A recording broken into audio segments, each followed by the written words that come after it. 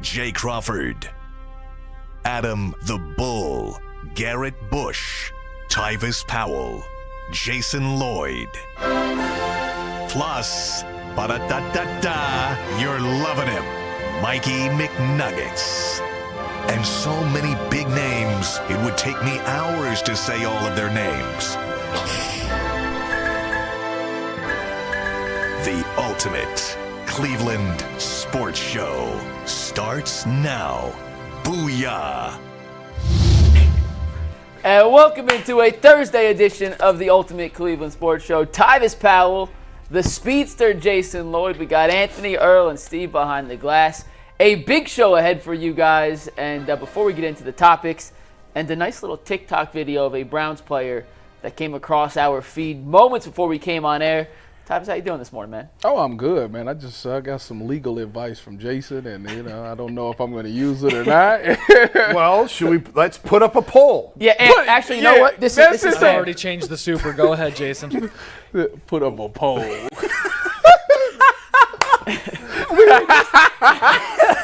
I just said if you see an officer running radar, and like if it's far enough back, that's one thing. But like you're not paying attention, whatever, you look up and he's there in the median, and you know he's got you. Why would you slow down at that point?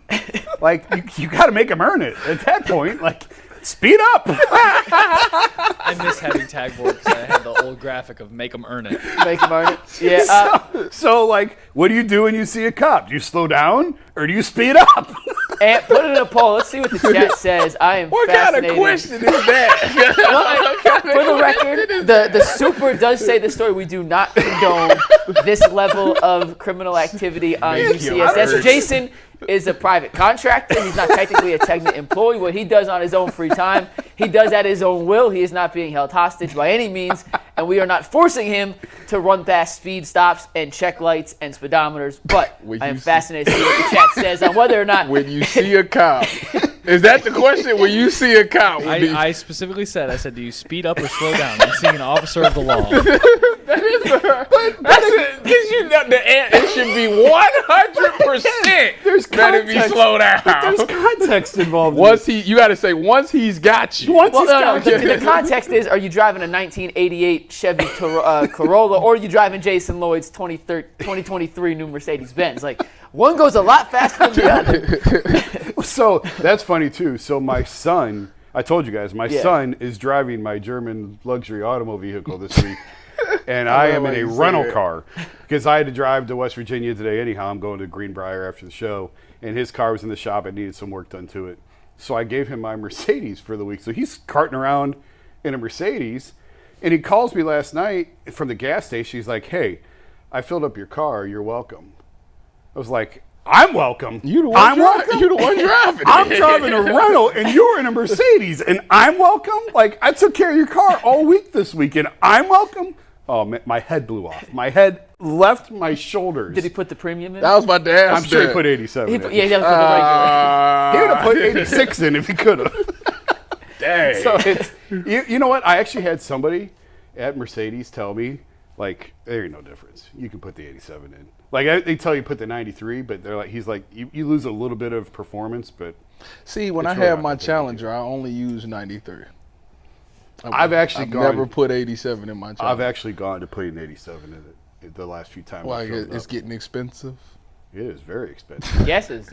Isn't premium like almost $6 a gallon now? It's insane. What? No, that's diesel. Yeah, I think you're talking about diesel. But it is expensive. It's a 10-cent difference.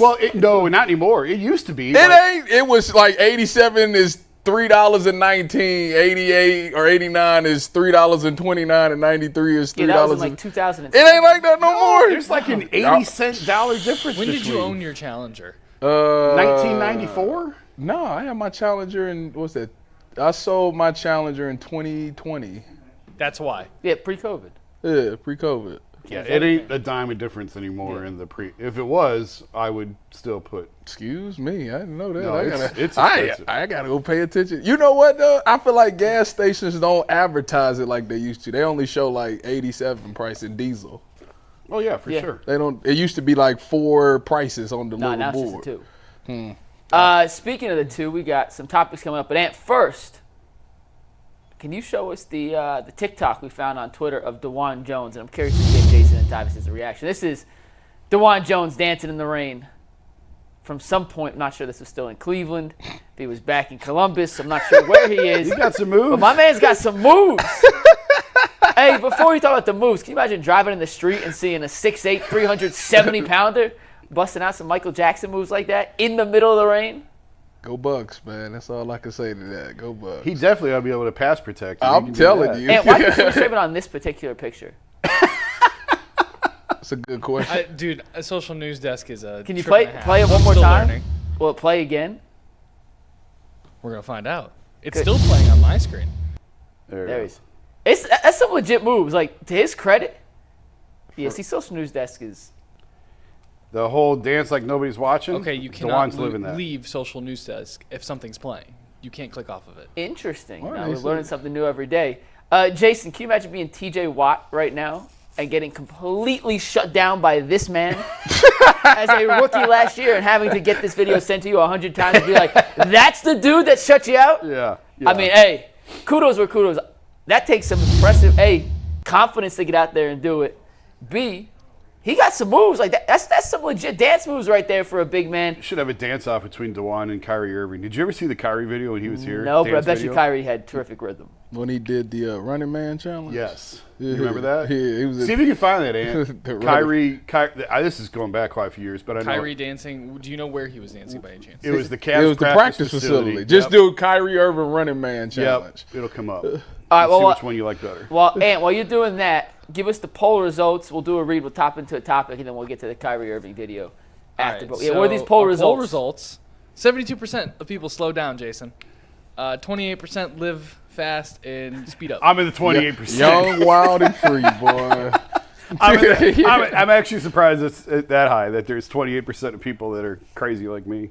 Well, like I say, the question is loaded because you got to say, once he's already got you, then what do you do? Right. I only have 100 characters in the poll question. I'm just saying. How much do you want? Listen, I'm just saying. First of all, I like to play the game where if I want to see them before they see me, so I'm slowing down anyways. Jason, on the other hand, I don't know what he got going on in his vehicle. Well, but I'm always. What do you wait? Well, hold on, Tyvis. What Listen. do you have going on while you're driving? Because you changed your baseball pick 4 times today. while you were driving to Cleveland. listen. The funny, so let me give you the background since we got time. We ain't did the read yet. So I had to drop my kids off at their grandparents' house because they're staying away from today until Sunday. So I was actually driving on the street road, about to get back on the highway when you text me. So therefore, there was no police there yet. So that's why I was able to text you back 10 times. We'll get to all those changed picks in a second. We got the Kyrie video to compare to the DeJuan. Let's see Kyrie doing the run, man. This is probably 2017, 16, maybe 15. I don't remember. It's better with the music. But he's got. It looked like it was 2019 Ooh. according to the tweet. Yeah, it could have been 2019. He wasn't here in 2019 The way he I don't know moves if on a there's music court. on this. Yeah, there is. But that's okay. At night, You get I think of you. I want to be your I don't remember the words. lady. If you came along. And then Shump gets in because Shump's a follower like that. And then Kyrie leaves him. 'Cause that's how Kyrie rolls. It does not surprise me in the least bit that Kyrie's an incredible dancer. Yeah, he had the way his handle was, just the way he moves on a basketball court, the way he can stop and start, that is right on par for what you'd expect from Kyrie Irving. They were the only two that were friends in the locker room, Kyrie and Shump. It was like, and Jordan McRae. The three of Does them he rolled count? together. It Jordan was McRae. Ty, who's the best dancer on your Ohio State teams? And then we'll get into some real football. dancer. Yeah. I got to go back and think who was on the team first. I feel like Duran was good. Devin Smith was good. I thought for sure you were just going to say yourself. I mean, I was grown, so I let the kids do I that see. stuff. I I was see. too grown for that stuff. I But got you catch me now. You catch me in the right song. Come on, you never know. What I'm saying, I dance exactly how you think I would dance. really? Looks Wow. Old, slow, and white. Look like 2 broken ankles, a seizure on 2 broken ankles. The funny thing is, I watch people dance like dancers, and I'd be like, I can do all of that stuff. Like when the new dances come on, I could do all that stuff. And I'd be like, but I just. There's nothing Tyvus can't do. We've learned. So. Hey, Jason. Yeah. I got a song for you to listen to on the way to West Virginia. All right, what you got? It really fits you and your lifestyle. Young Dolph, Get Paid. Ooh. All right, you're gonna send it to me. Hey, I'm gonna send it to you. I need some feedback. Paid. All right, Young Dolph, Get Well, Paid. he got to get the censored version because it's a lot of I'll be in the car by black myself. slang. Well, that's drive with being the windows said. up. You're fine. I was gonna say there was a comedian. I just saw a comedian say. Oh, do it a was bit on this. it Did you was see it? Someone in the audience said, "Have you ever said the that- N-word?" He said, "Yeah, I listened to Rap music. Dr. Dre or something." And he started singing it. Yeah, he say it all the time. But only with the music, with the windows. with the windows up. I'm alone in the car with the windows up, and I still look around. All right, now let's get into some football. Let's get an ad read and we'll get the show started. All right, guys. As you know, I love sports. I love them so much, I never want them to stop. But as the playoffs wind down, we get fewer games, and the sports just aren't sporting like I want them to. But FanDuel lets me keep the sports going wherever and whenever I want. All I have to do is open up the app, dream up some bets anytime I'm in the mood. And this summer, FanDuel is hooking up all customers with a boost or bonus daily. That's right. There's something for everyone, every day, all summer long. So head over to fanduel.ucss.com/UCSS and start making the most of your summer. FanDuel, the official sports betting partner of Major League Baseball. Woo!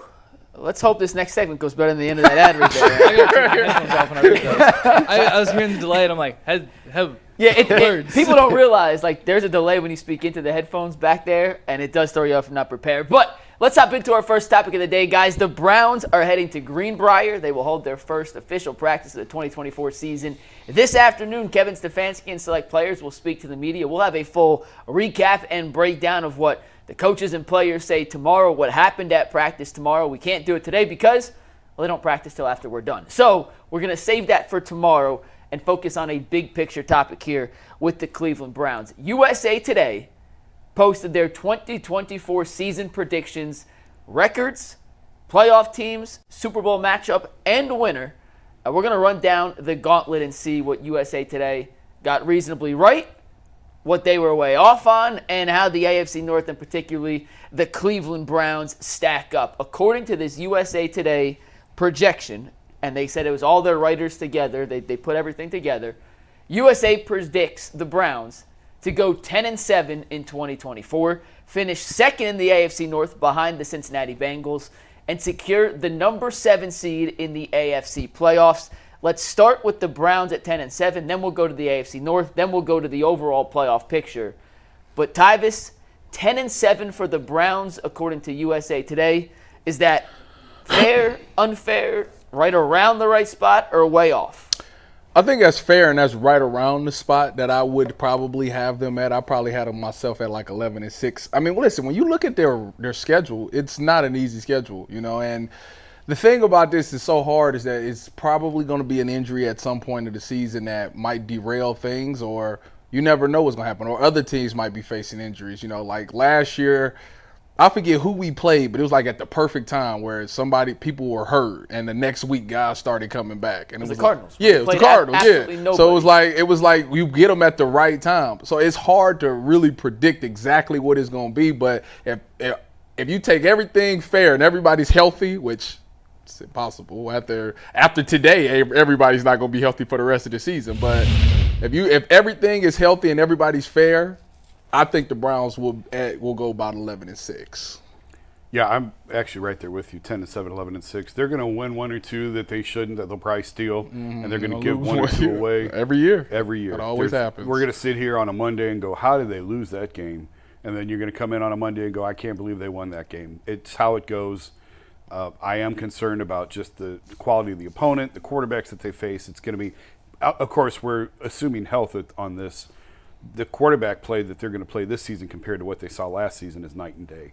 And that is troublesome and significant. And I'm still not 100% convinced that Deshaun's going to be Deshaun. I don't know how anyone can feel confident based on what they've seen that he's going to be the guy. Certainly you hope so. And I think 10-7 is based on pretty decent quarterback play, because if he doesn't play well, it's going to be a whole lot worse than that because of everything that we just talked about. Because of the quarterback Yeah, going against. yeah. I think that's spot on in terms of overall divisional records. 11-6. 11 probably wins this. I don't know that anyone's going to get to 12 or 13 because the division is so good. So I, for the most part, you can mix and match those teams in any order that you want. But yeah, I think all 4 of these teams are going to finish between 8, 9, 10, 11 wins. Do you think that you think this is the second year that each team finishes over 500? For the record, USA Today, this was the only division in their projections that had all 4 teams above 500. So USA Today, at least, when you look at the overall, we'll talk about some of their teams later. They also believe that the AFC North is by far the best division of football. It is. Oh, it is. Unquestionably. Unquestionably, it's the best division. Yeah. Dang, the Broncos 4-13. Well, let's save the other teams till after we finish the Browns in the AFC North. I haven't made my official season prediction yet, record-wise for the Browns, but when I saw this, I was like, if you wanted to argue 11-12, I'll hear you. And if you wanted to go 9 or 8, I'm also willing to listen. The Browns won 11 games last year, despite the carousel of quarterback play, despite the fact they led the NFL in turnovers, which I think we gloss over sometimes. Yeah. They won 11 games despite turning the ball over a record number of times. They led the NFL in turnovers. Unheard of. What never happens in football, you win when you lose your starting quarterback, and you win when you turn the football over. And the Browns somehow overcame both of those in the same season. How? Well, they got the absolute jackpot home run. You can't ask for a better schedule in terms of timing when you play opponents, who is healthy, who is not, than they got last year. And to Jason's point, the gauntlet of quarterbacks they have to play this year is absurd. Outside of the AFC North, you got Mahomes, you got Tua, you got Herbert, you got Lawrence, you got Dak. If any of those rookies are good, you got those guys to add in the mix. Plus the natural attrition of the AFC North. It's going to be tough to win 4 or 5 division games. Like, if you go 3-3 in the division, you may be disappointed, but that may still be as good of a record. Like, so to project more than 10 wins, I can certainly see it, but it's not going to be easy. And if you're projecting more than 10 wins, I think you're placing a giant bet on Deshaun Watson to be closer to the Houston Deshaun than the Deshaun we've seen in Cleveland thus far, which certainly could come true. I don't think it would completely shock any of us to see Deshaun get back to his MVP-esque level type play. But that's a giant jump from where we've seen him thus far. And that's why I think it's hard when you're looking at the predictions in terms of an overall record. How much of a jump are you willing to take with the other injury questions they have with Nick Chubb, the offensive line, and can this defense stay as healthy as it did? Because last year, that unit was virtually unscathed. Well, yeah, according except for what Denzel missed a couple of games or something. And Delpit like missed that. 3 or 4, but for the most part, their key guys were all healthy. I just think when you look at the Browns and Deshaun Watson in particular, it's amazing to me that all his teammates speak highly of him. Everybody says, "Oh, if you see him in practice, he's doing this and that," and I think that's why, to me, I'm confident because, like, when you hear teammates saying those things, it's there. It's still there. And I think that was the part that a lot of people don't realize is that if he was in practice and it was just, it was. Do they ever not good. say that, though? I remember Sam Darnold in Carolina where his teammates in Carolina were like, we got a quarterback. Like, we got Sam Darnold. And they started 3-0 that year. And then it all went completely crumbling down. And I'm not saying it's not true. But how much can you really take? I mean, you came in and called him Tom Brady last year. He did look like Tom Brady in that practice. That's why I'm doubling down on what I said. I think it's there, but I'm saying I seen it with my own eyes, so I'm like, it's there. Yeah. I just needed to get to Sunday. That's the only thing. Like, I know you could do it. You're showing everybody that you could do it in practice. I just need you to do it consistently on Sunday. And I think with this schedule that they have, he got no choice because it's not only is he going against trying to get himself back, the guy across that he's going against, the other quarterback, is going to be really good. And he's got to be somewhere in that ballpark. At least, he got to be somewhere in the ballpark of that quarterback that he's going against to get the Browns a chance every week. Someone on Twitter asked me last week to go through each of the 12 games Deshaun has played and see who won the quarterback battle in those individual matchups, right? Like, they were like, Deshaun, they were trying to make the case Deshaun has played better than we've been giving him credit for. So they're like, oh, go look at these individual quarterback matchups. Did he outplay the opponent? And there were only 3 out of the 12 games where he was clearly outplayed. And that includes the Gardner Minshew game where he only played 5 snaps. But they asked to look at the full 12. The games that Deshaun technically won the quarterback battle, it wasn't like he was necessarily lighting up the floor. Their defense just completely negated what the other quarterback was. I'll go back to week 1. Deshaun threw for 154 and a pick, ran for a touchdown. But he outplayed Joe Burrow because Joe Burrow threw for 82 yards and 2 picks.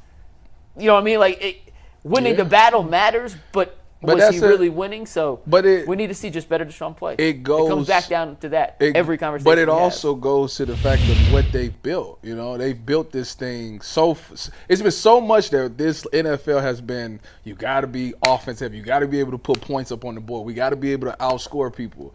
And for the first time in a while, it's like, no, we don't. The defense is going to go out there and we're going to shut you down. We just need you to give us at least 14 to 20 points. Somewhere in that ballpark, we should be good. We'll handle the rest. And as a quarterback, that takes a lot of pressure off you because it's like, I don't have to go out there and shine. Trust me, I want to, but if it's just not my day, my defense is going to have to bail me out sometimes. And if I can just put up 3 touchdowns, that should be good enough. Mahomes in the Super Bowl. I just get annoyed hearing that. That's what it is. You had that. You had that quarterback. If that's all you wanted, you had that guy. So why'd you give up all those draft picks and $230 million if all you want is 14 to 20 points and hopefully, God, he can outplay a guy in the rain coming off surgery? Like, that's not what you got this guy for. I hear you, but in the Super Bowl, hey, when you gotta have it, fourth quarter, 2 minutes, and you gotta have it. Six never gave it to you. That's what it is. At the end of the day, what did Mahomes have to do that in the Super Bowl? Yeah. Yes. I'm just saying. You asked to answer your question. Why did you do it? Because of the Baltimore. That's why. But when we lower the bar and it's the gymnastics, the mental gymnastics that Browns fans do to justify, well, he hasn't been that bad, and it's like, yeah, he has been. He hadn't played well. Like, let's just say it. He just hadn't played well. It's in there. He can play better, but he hadn't played well. He got to get it from Tuesday and Friday and Saturday, and he got to get what he does those days and do it on Sunday. Do it on Sunday. Yeah. I hope he does. When the live bullets are flying, we see Deshaun in his best, which we saw in the last time he played, which was against Baltimore in the second half. Now it just needs to translate over to the first quarter, and the first half of the first week of the season, and onward and onward. And again, I am by no means a master baker. I was not one of the guys that was all over. Why you got to say it like that? Because he's trying to get a laugh. I don't like funny. that phrase. I don't like Baker. I don't like Baker Bros. So I came up with my own. A master baker. But I never thought that Baker was. Well, I shouldn't say never. I was off the Baker train early. Early. Oh yeah. Like when? How early? Kansas City opener. When he threw the pick at Kansas City. What year was that? 2019? No, it was. No, it wasn't 20. Was it? Now it's all running together. Must have been 21. Yeah, after the playoffs. After the playoffs. After 21. Yeah. Because when he threw the pick, that was his last year, though, wasn't it? No, 22 is when he was hurt, right? Or No, 21 was his last year. When he got hurt. Yeah, but he wasn't hurt in that game. Not in that game, but he got hurt like a couple weeks later or the next week. You're right. I remember I was talking to people in the Browns locker room after the game, like the Chiefs lost. I'm like, that's on 6. It was, you got tripped. I'm like, no, man, you're the quarterback. Stop giving me excuses. So that was the game. So you saw it about the same time that the front office saw it. I don't know when they saw it, but I left, and he played so well that first half at Kansas City. Yeah, he did. He played out of his mind. And then to lose that game the way they lost it, I was like, and that's when I started digging into the numbers. And that's when I started pulling up the last 4-minute numbers. And it was like, oh my God, these are horrible. But since Deshaun has been here, let's throw away the 11 game suspension. Let's go last year's season and the handful of games that he played. Is there any it's one game that I could point to that he literally lost, and that was Pittsburgh. Yeah, he was not good down like the stretch. Now, the offensive line was not good either. He threw that. That was him. I actually forgot about that one. Yeah, that was him. Yeah. All he had to do was literally take care of the football, and I think he either fumbled it or he picked through a pick. He got Jed Wills didn't move. He got crushed. He fumbled it. It turned into a touchdown. He only lost. That was the only game he lost last year as a starter. Well, see, but he didn't play great against Cincinnati. You get what I'm saying, though? Yeah, he ain't losing you games. He's got to play better. I agree, but at the end of the day, he ain't losing you games. Well, guess what? If he plays last year like he does this year against some of these opponents and some of these quarterbacks, he's going to lose a lot of games. He's going to lose a lot of games. He's got to play better. Let's look at the rest of the AFC North in terms of that. So they had the Browns at 10-7 in the 7th seed of the playoffs. They had the Bengals winning the division at 11-6. They had the Ravens missing the playoffs but finishing 10-7 just like Cleveland. And then they had the Steelers at 9-8. Guys, when you look at this from the USA Today predictions, I know we've talked about as a whole that we could see the division coming out and churning out any team 1, 2, 3, and 4. That feels, I don't know if I'd pick the Bengals to win it, but I can't really argue against it with any Who validity. is the Bengals corners? Because they lost Cheeto. They got the guy they drafted last Cam year. Taylor, Britt. Is that Still have him? Mike Hilton. He's a nickel. Cam Taylor, look, DBs. Yeah, Cam Taylor, Britt.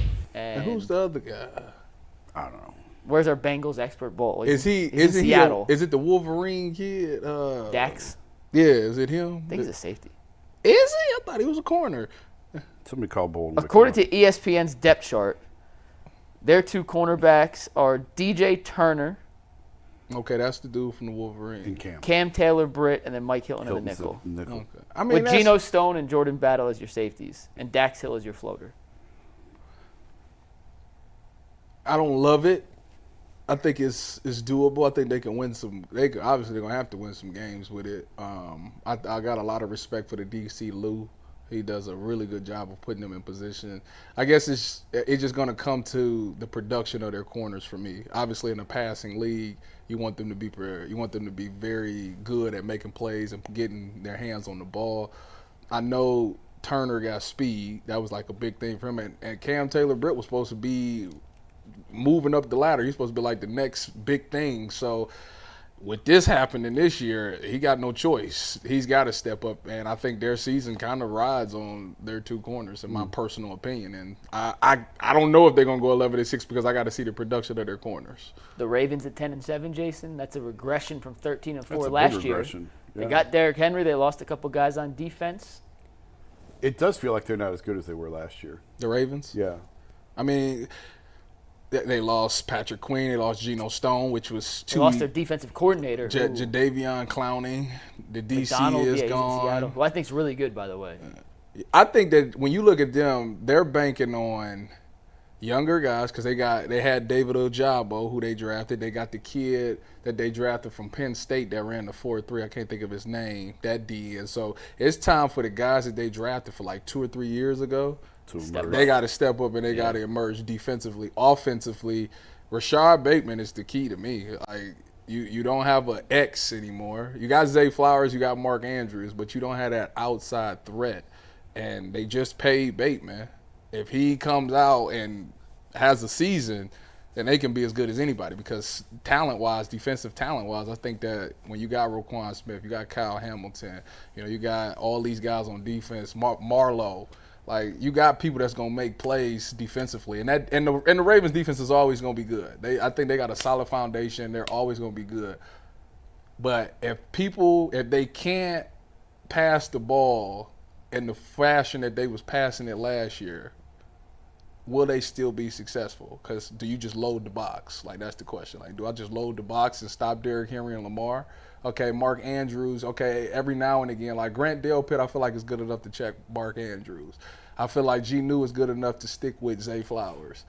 But who's gonna threaten MJ Emerson and Denzel? Like that's where for me, that's where I find the Ravens part kind of scary because I don't think they have the outside receiver threat, and I think that it could potentially come back to haunt them. I figured the Ravens would have a little bit tougher of a schedule than the Browns just for finishing higher, and I'm looking at their opponents. It kind of feels like the Browns have a harder schedule.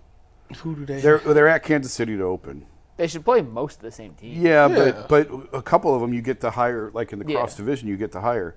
They're at Dallas. Obviously, the Browns are home against Dallas. They're at the Raiders, like the Browns. They get Buffalo at home. The Browns get to Miami, so that's the swap Miami-Buffalo. They're at Tampa. The Browns get the Saints, so That's Tampa probably- versus the Saints. Tampa, I get. That's kind of a wash to me. At the Chargers. What? Tampa At is the a Giants. wash to you? Dang. Again, I'm not a. You're not a master baker. I'm not a master baker. At the Giants, Philly at home. At the Giants, at the Texans. I don't know. So Texans, Jags, Texans, Jags. Saints. I guess the Bucks. Jags. I'd rather play the Jags than the Texans, so Yeah. advantage Browns. Saints, Bucks. You'd rather play the Saints. And you'd rather You'd play rather the play Dolphins the and the Saints. Bills. And all right, so I guess the Bucks or the Ravens do have a little bit harder of a schedule. The Ravens were a team we talked about health. Yeah. And the Browns' defense staying relatively healthy last year. The Ravens were the pinnacle of health last year. They actually made it through essentially unscathed offense. Now, they lost Mark Andrews for a little bit. No, every team suffers some injuries, but I'm talking big picture. Most of their key guys were healthy from start to finish. Yeah. And that almost never happens in consecutive years. That means that the pendulum going to swing the other way this year. If you're betting against the Ravens and with USA Today making them drop, not making them drop, but predicting them to drop from 13 wins to 10 wins, I'm guessing they're banking on some sort of injury regression for that team, whether it be a Lamar, a Zay Flowers, someone on that defensive line, which they can't withstand as many losses to anymore because they've just lost so many key pieces on that defense. Clowney, Queen, and Stone were their second-best defensive lineman, their second-best linebacker, and their second-best defensive back last year. All gone. Defensive coordinator in Seattle. Someone completely new, a first time. I think it's Brent Urban in D.C., running a defense for the very first time. Was he on staff? Yeah, he was on staff. Okay, so he just got promoted. But he's like 34. He's played. Oh, he's young. Real young guy. Yeah, I like young DCs. I like but I'm just saying, he's going to make some mistakes for sure. A lot of turnover there for a side of the ball that also lost players. It's one thing to lose a coach if you got the guys. You just lost 3 key guys from that defense last year. That was good but not great.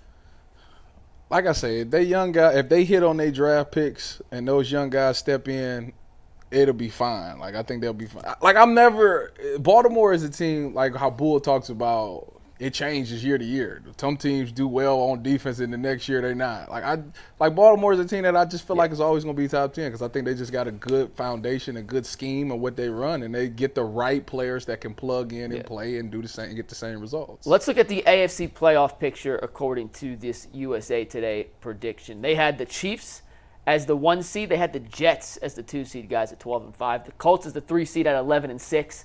The Bengals also 11-6. Those are your 4 division winners. Then the wild card teams, you have the Bills at 10-7, the Jaguars at 10-7, and the Browns at 10-7. That means the Texans were left off this list. They had the Texans finishing at 9-8. So this is what USA Today predicted the AFC playoff picture to look like. And Ant, you want to chop in for 1 second? They also have the Jets winning the Super Bowl. Yeah, we're gonna get let's go playoffs. All right. Come on.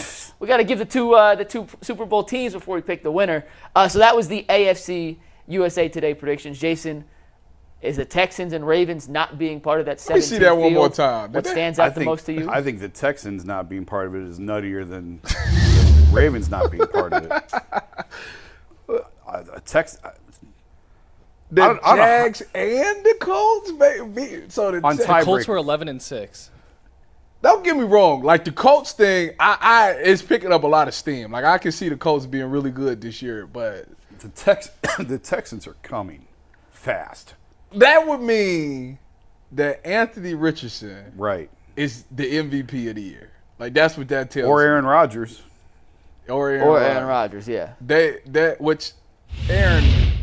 Aaron's gonna be fine. I don't know why everybody don't believe that Aaron's not gonna be good. You know what my problem with Aaron Rodgers is? You know why I'm so a big Aaron Rodgers believer? Because I sat on that field. This would have to be like November-ish of 2016, my rookie year, and I was still with Seattle, and I watched that man shred the LOB. I mean, I was a fan. You ever lose so bad that you start cheering for the other teams? Like I was sitting there like, this man is a wizard with the ball. Yeah. I see the hype. Yeah, he's incredible. When I see that, it's hard for me to just think that he ain't that guy no more. So when people say that, like Aaron Rodgers, I'm not a big Aaron Rodgers fan, I'm biased because I literally watched this man just completely destroy the LOB. It was terrible. The LOB and every other team in the NFC for about a decade and a half. Yeah. The Texans, they had it 9-8. That was my one big omission. Yeah, I just had a couple other things that caught my eye. I thought the Texans at 9-8 was a miss. They had the Dolphins at 8-9. That must mean they're banking on some sort of Tua regression. The Jets at 12-5. That's a lot of confidence in Aaron Rodgers and that offensive line to keep him upright. And then I thought the Colts at 11-6. That's bold. That's a bet on Anthony Richardson, especially in that division. I don't think it's absolutely absurd, but it's clearly a bet on Anthony Richardson and some confidence in Shane Steichen their young head coach. Let's go to the NFC side here, guys. The NFC playoff picture starts with the San Francisco 49ers at 13-4. The Packers also at 13-4. The Eagles at 10-7. The Falcons, because they're a division winner, they'd get the last home game at 9-8. The Lions 11-6. The Rams 10-7. There's a bug flying around my face. And then the Chicago Bears at 9-8. Caleb Williams. The Bears making his playoffs in his debut. What stands out to you? That might be nuttier than everything else. What is going on today? The Bears? This was USA Today, by the way, not our projections. One of the top responses on Twitter to this is, "You guys always are good for a laugh." The Bears? That's crazy. Look, we gotta cut this out. Like it's got. What's more nutty, the Bears at 9-8 or the Packers at 13-4? The Bears. The Bears. I agree. I'm asking the question. I can understand the Packers doing that. The Packers got a plethora of wide receivers, and if Jordan Love continues to progress, it's just something about him and what's the LaFleur. Like they figure LaFleur does a great job of just calling plays. Like he's good. He's a heck of a play caller, and he knows what he got, and he knows how to get those situations and get favorable matchups. Who is they running back? Josh Jacobs? They got Josh Jacobs. They let Aaron Jones go to Minnesota. That's pretty good. They got Josh Jacobs. Some other teams that stood out to me in the NFC. This isn't in the playoff picture contention, but they had the Seahawks, your former team, Tyvis, at 5-12. Oof. Listen, that's call me crazy. That's I don't see that happen. I like Mike McDonald a lot. That team has too much talent to go 5-12 unless McDonald somehow is a complete busted head coach. Yeah. And I think he's going to be a really good NFL head coach. So that to me stood out. They had the Vikings at 5-12 as well. The Giants and Panthers at 4-13. Did y'all see, like, Sam Darnold really got the job? They haven't made anything official yet. They told me I seen something that said JJ got to do something impressive to win this job. Like that's Sam's. And then I seen something on Twitter yesterday. Sam hit Jay Jettas on an 80-yard bomb or something like that, right in stride. And I was like, yeah. It's training camp. Get Sam Darnold in your fantasy this year. That's worse advice than speed up when you see a cop. Listen, Nick Mullins threw for 400 yards. You were there for that game, weren't you? I had him on my fantasy team. Oh. Shout out Nick, man. That was my teammate. So in the Super Bowl, they had the New York Jets beating the Green Bay Packers. Thoughts, and then we'll move on. This gotta stop. Like, I mean, that's a perfect story for Aaron Rodgers. He gets so much hype. Aaron Rodgers against his former team in the Super Bowl like that. When you get a storyline like that, it never happens. So, therefore, I can tell you that that's not gonna happen. Jason, thoughts on a Packers, Aaron Rodgers versus former team? Not gonna happen. I think that was a manipulated prediction. Yeah. To get the New York buzz, to get Aaron against his old team buzz. I will be shocked if the Jets go to the Super Bowl. Like, shocked. Yeah. I don't see it. I'm with you. I don't think having either one of the – I mean, I don't think the Jets are going to make it. But if you wanted to talk yourself into an Aaron Rodgers resurgence, they have a roster at Super Bowl worthy. So do the Browns. So do the bunch of teams, Super Bowl worthy rosters. I don't think the Packers is that insane to make the Super Bowl. Well, I was going to say, I don't think like individually it's crazy, but to pick them both. To Super Bowl? I think it's insane. They were phenomenal down the stretch last season. And Jordan Super Love, Bowl? Yeah. I think it's insane. Which team is more likely to get there, the Jets or Packers? You think the Jets? I think the Packers. I think the Packers too. Well, that's not fair. Why? That's not a fair. You can't ask me. Why is that not? That's the two teams they picked. Why is that not fair? It's not fair for you to say. You know why the Jets might not get there. The gauntlet that they got to go through to get there is hard. Exactly. So it's an easier NFC. It should be an easier path for Green That's Bay. That's a layup question, though. Then answer it. The Jets. Oh, whatever. No. All right, and let's talk a little Guardians. Yeah, guys, before we get into baseball, if you're trying to go to the game today at 1:10, it's they take on the Tigers to win the series, there's no better place to get your ticket than Game Time. You can save up to 60% off by buying last minute for sports, concerts, movie theaters, anything. You get You save even more with exclusive app deals in Select. If you go ahead of the event, you can toggle the all-in pricing feature so there's no surprise fees at checkout, and Game Time will credit you 110% of the difference for lowest price guaranteed. Download the Game Time app, create an account, and use code LOCKEDONNFL for $20 off your first purchase. Terms apply. Again, create an account to redeem code LOCKEDONNFL for $20 off. Download Game Time today. Last-minute tickets, lowest prices guaranteed. And as Ant mentioned, the Guardians take on the Tigers at 1:10 today. Gavin Williams is on the bump for Cleveland against a pitcher to be determined for the Detroit Tigers. And guys, another subpar performance at the plate last night from the Guardians, but it did not matter because the combination of Tanner Bybee and an impeccable bullpen was enough to shut down that Tigers lineup. As he was warming up for the 6th inning, though, Jason, Bybee appeared to cramp up, had to be taken out of the game. Should we have any long-term concerns that this is more than just a cramping situation for Bybee, or is this literally just a one-off? It was a weird weather night.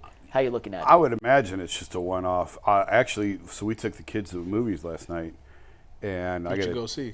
Twisters. It was pretty good. Yeah, it was they good. did the remake, right? Yeah, it was good. So I got a text while we were in there, Bybee out, like the blood just rushed out of my head. Check your phone during the movies? Well, it's on my watch. Okay. It's on my watch buzz. And the blood drained out of my head because I'm like, well, there goes any chance I have of getting the Cy Young. That was my first thought. I'm glad that I'm on your mind. Second thought was I have him on the 2 fantasy leagues I'm in. I have Bybee on both of them. That's how much of a believer I am. And I'm like competing for the championship in one of them. That was my second thought. And then my third thought was, boy, the Guardians are screwed. This guy. That was third. After you, the big my picture, fantasy team. big picture that matters the most is the third thought. But again, like we talked about before, if Bybee goes down, it's over. The way that they're leaning on him, and obviously you need Gavin Williams to emerge now. So hopefully this is certainly the fact that it's lower extremity and not an arm is huge. His arm seems fine. It looks like just the way he was moving around out there, it was nothing. Hopefully it's just humid cramps. last night. Yeah, hopefully just a little dehydration, humidity. Eat a banana, get some potassium. Pickle juice. Ty, what's a bigger storyline coming out of last night's game to you? The fact that Bybee, and hopefully it's just a one-off, but Bybee had to leave due to injury, or the fact that they still can't hit really good starting pitching? Jack Flaherty must be really that guy. I think that it's the hitting. The hitting always, to me, is going to come back. Bybee, I think, will be fine. I think that he gave up the home run in the first, blah, blah, blah, but he ended up doing well after that. So I was like, he's fine. His first innings lately have been tricky, but that's just what he is. As far as the hitting goes, like the other night, they was cool. Then last night, Naylor hits, Quan hits, and then the rest of it's kind of like, eh. So they got to find a way to pick that back up. If they really want to, get that number 1 seed and really make some noise, it's gonna come down to the hitting. And you like to say I jinxed Steven Kwan and Angel Martinez, but those two have to get back to being who they were. It can't be that the book is out on them and people done figured them out. Like, they got to find a way to start hitting these pitches and put these balls in play again, to get on the bases. And if they don't do that and they don't make no pitching moves then it might be a quick postseason for us. That's how I feel. Over the last week, this is since the All-Star break. Yes, so since the All-Star break. they have faced 4.5 playoff caliber pitchers, in my opinion. Yeah. And this is how they've done offensively against those 4. So last night against Flaherty, they had 1 unearned run and 3 hits in 6 innings pitched. Against Skubal the night before, or 2 nights before, 1 run. They did get 10 hits, but the 1 run came on a bunt single from Austin Hedges in 7 innings pitched. Against Michael King of the Padres, 1 run, 2 hits, 7 innings. Against Dylan Cease on Saturday, no runs, 1 hit in 7 innings. And then against Matt Waldron, who has been completely up or down. Some nights he does look like a playoff pitcher. Some nights he's throwing meatballs. Against the Guardians, he certainly looked all of a playoff pitcher. 1 run, 6 hits in 6 innings pitched. Against playoff caliber pitching, this Guardians lineup has not been anywhere good enough lately to prove to me that they can compete on the highest level. Teams go up and down throughout the season. There's ebbs and flows to it. They're going to get super hot for a while. They're going to get cold again. It happens, so it's not time to completely smash the panic button. But we're starting to see a pattern, Tyvis and Jason, that against the better quality starting pitching, the kind of pitchers they'll see in the playoff series, they don't have the bats as currently constructed to overcome a bad pitching performance. I don't want you to say it like that. Why not? You know what? When you said that, you know what I thought of? The Cleveland Browns defense against good quarterback play. That's what you just said to me in football terms. That's what you just said. When they go up against a good playoff caliber pitcher, they don't perform. And I don't want to hear you say that because I'm just thinking about how the Browns season ends. I don't want that for the Guardians. I really don't. So they better figure it out. We got how many games we got? We got like 60 games. Yeah. I think it's exactly 60 They better games. figure something out, and that phone better be answered, and they better make some deals within, what is it, Tuesday is the deadline? Ooh, Thursday. 30th. Yeah, 30th. Tuesday. And we're going to talk about trades in a sec, so I don't want to pivot too far off, Yeah, Jason, Tuesday. but is what I'm saying completely off base? Or I understand it's a long season. Teams are going to hit better at certain stretches. They're Right. not going to hit better, but this is 5 games in the last week, essentially, where against better caliber pitching, the offense night in and night out just hasn't been able to produce at a level that you need to produce at. Yeah, and when you talk about the playoffs, there was a chart last year I saw about how important it is to be able to hit the ball out of the ballpark, particularly in the playoffs. In the regular season is one thing. In the playoffs, you have to be able to hit it out of the park. And for the improvements that they've made, and the fact that you're right disgust me on the terms of where they're going to finish in home runs. But outside of just a couple of guys, you still worry about this lineup being able to hit the ball out of the ballpark outside of Jose and Naylor, and which is why when we get to the trades, I think I figured it out for him. I got a better one. I'm telling you right now. I like yours. Yeah. I got a better one. No, I Yours figured, to yours see is it. probably a little more realistic, though. I figured it out for him. Well, you sent us 13 answers. You didn't figure out anything. Yeah. And we're going to do that next. So I promise we'll get to the trade targets after we I talk about couldn't today's game. decide. So you sent 13 answers? Something like that. Good It was at Lord. least 6. It was actually 6. I think it's more important to add a bat than a starting pitcher. And I know that's insane given the state of the rotation. And you changed from Tuesday. Your answer on Yeah, Tuesday was yours- literally a pitcher. Yeah, it was. No, was it? Yes. You said they needed both, but if They you had needed to both. do one, you Well, would would've taken a pitcher. I've been more on bullpen arm than starter because Yes. I think bullpen arm's more realistic, and I still think that's the case. The price for a bullpen arm is going to be a lot less than a starting pitcher. I just think the cost on starting pitching, knowing how this team operates, is going to be too high. So I'm all for adding an arm, and I still am all for adding an arm. I just think it's more realistic to add another bullpen arm. But I think that the pressing need is lineup over a starter because, again, I've been consistent on this for months. They're going to the playoffs. Yeah, 100%. So I'm more focused on October and building for October than I am getting to October. And for that reason, I think you can get by with Gavin Williams, Bybee, and Lively and in the playoffs. a stock bullpen. Yeah. And reinforce that lineup a little bit more because I don't have a lot of faith in hardly any of these guys outside of the obvious guys. But even those guys of late have not been living I up to know. the standard they need to over the last 2 weeks, which does include the All-Star break, so it's about 10 games. ESPN does their splits. It's the last 15 days, Yeah. which is, depending on how many games they played, 8 or 9 games. These are the batting average and OPS of some of the guys that we have needed to contribute for the Guardians to win at the highest level. Angel Martinez, he's hitting 209. You put him in that group? Yes. Because he's been there for the last 10 days. I'm just Yes. saying, guys. Yes. I made all the guys here. Martinez, in the last 15 days, and like I said, it's 8, 9, 10 games, depending on how many they played. He's hitting 209 with a 588 OPS. Not great. That's not good. Josh Naylor is hitting 147 with a 422 OPS. That's disgusting. That's even worse. Andres Jimenez, 167 batting average, 412 OPS. He's been there all year. Jose, he hasn't been that bad, No, but he's not not that been bad. much better. Jose, who's been incredible this year. If there was an all MLB team, which I think they added, he's probably been the best third baseman in baseball. But over the last 15 days, he's hitting 250.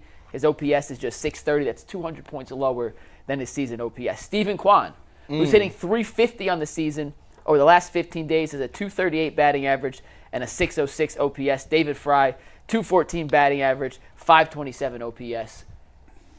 It's a long season. Yeah. They've been better than that for stretches. People go through slumps. Teams go through slumps. This does not mean this is who they will be for the rest of the year. But if this is any indication of how some of these guys can perform when the pressure's more intense because it's the playoffs, when the pitching is at its best, you're not going to face any duds, essentially. They're going to throw their best guys. That scares the living crap out of me, and that's why I'm all on board of getting a bat over a pitcher now, which I've kind of been on that side, but it's solidified to me now. Who did David Fry hit in the All-Star game? What pitcher was it? I don't remember now. Who did he get a hit off? Was it Scoop? No, Scoop with us. I don't remember. I don't know either. The track record matters. So you give me Jose and Naylor's numbers. I don't. Yeah, I'm just giving a small sample size. I'm not putting Angel Martinez in the group of those guys. I'm not putting David Fry in the group of those guys. And Quan, I'll put Quan with Naylor. I just put them in because they were everyday fixtures of the last 8-9 games. Jimenez is what he is. Like right now, whatever. He's mediocre at best offensively. He's elite defensively. But Naylor, Ramirez, and Quan, I have no worries about those guys whatsoever. Fry and Angel Martinez, they haven't. And Freeman's been hitting the ball better. His numbers are actually up over the last 15 days. This is how it goes. It's the ebbs and flows, especially with young players. The highs are gonna be great and the lows are gonna be really low until you get sort of a baseline on what they really are in the majors. And we're gonna talk about this a little more tomorrow. But the Guardians start a series against Philadelphia this weekend, and the pitching matchups do not align very well for the Guardians. Have you guys taken a look at the pitching match? Here, who we got on the mound? Cookie. I haven't seen the Xavier Curry. Yeah, it doesn't line up great. Let's put it that way. Probably. Against Philadelphia, you have Lively versus Christopher Sanchez, who has been one of the better pitchers in the National League. You got Carrasco against Phillips, and then you got Xavier Curry versus Ranger Suarez, who's also a Cy Young candidate, and Sanchez.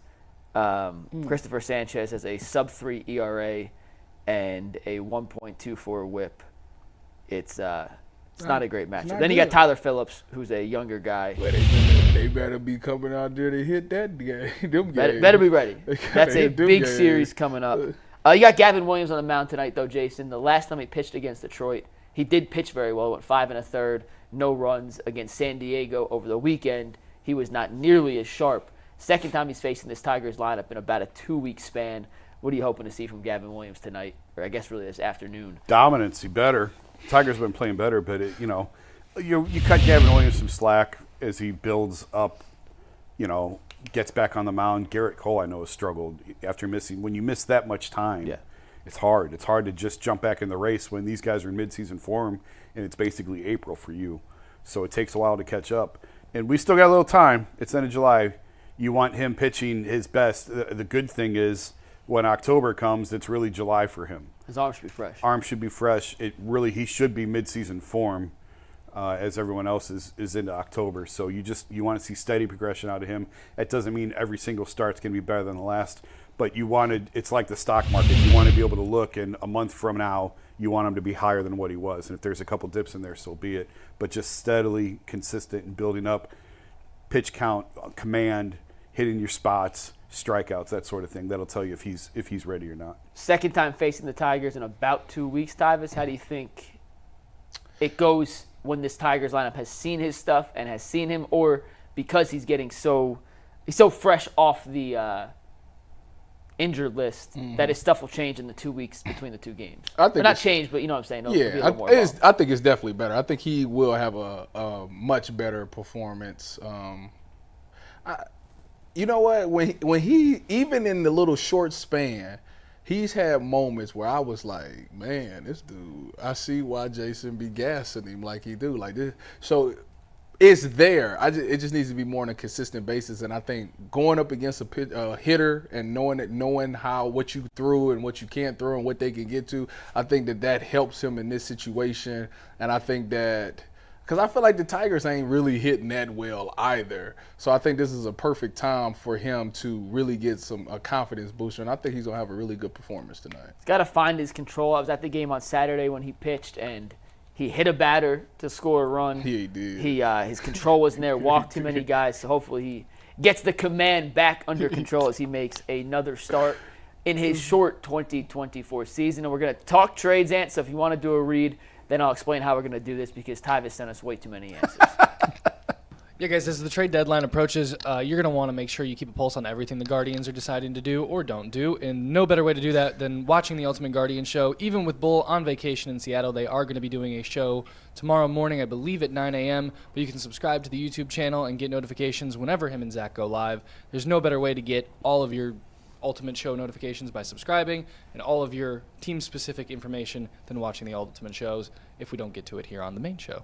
And the Ultimate Guardian show tomorrow is at 2 p.m. actually. Bull is going to do it from Seattle, and Zach's traveling for the Philadelphia series. So tomorrow's Ultimate Guardian show is at 2 p.m. Also, EP Steve with the stat real quick. The Guardians are 21-7 against lefty starters this season, and both Suarez and Sanchez, who they'll face in Philadelphia, are lefties. So that does tend to favor the Cleveland Guardians. We're going to talk about some realistic trade targets for the Guardians now, and we're going to do it this way. We asked Jason and Tyvis to send in one name. Tyvis sent us a bunch. So here's how we're going to do it. Tyvis is going to give you his first one. Then Jason's going to go. And then we'll go back to Tyvis. And then I'll go. And then we'll go back to Tyvis. And then we can get your other one, Jason, because we did make graphics for your other one. And then we'll go back to Tyvis, who then can finish off and rattle off his last 3 or 4. So Tyvis, pick one of the 6 you sent in to start. And then we'll move on from there.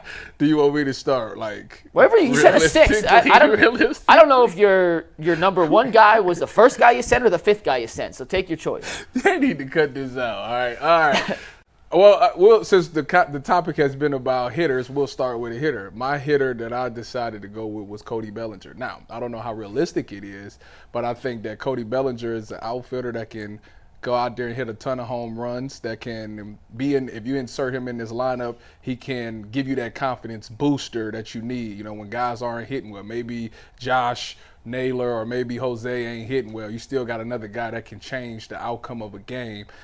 If you put him at outfield, I think that now you could take all those middle infielders that you got in the outfield, bring them back up, and then you can fulfill that shortstop position. So I think that that'll be a nice pick. The biggest position of need on this team to me right now is shortstop. Mm-hmm. And the way to address it is temporary. Because obviously you believe Travis Bazan is probably going to be up within a year from now. I would think by June next year he's probably your everyday second baseman. Jimenez is likely. The way I see this going is they're going to slide Jimenez over next year to short, maybe plug Tyler Freeman in at second until Bazan is ready, something like that. So you only need to get a shortstop through the end of the season. And the guy that's out there that makes perfect sense to me is Paul DeJong, the shortstop from the White Sox. He's a veteran. He's 30 years old.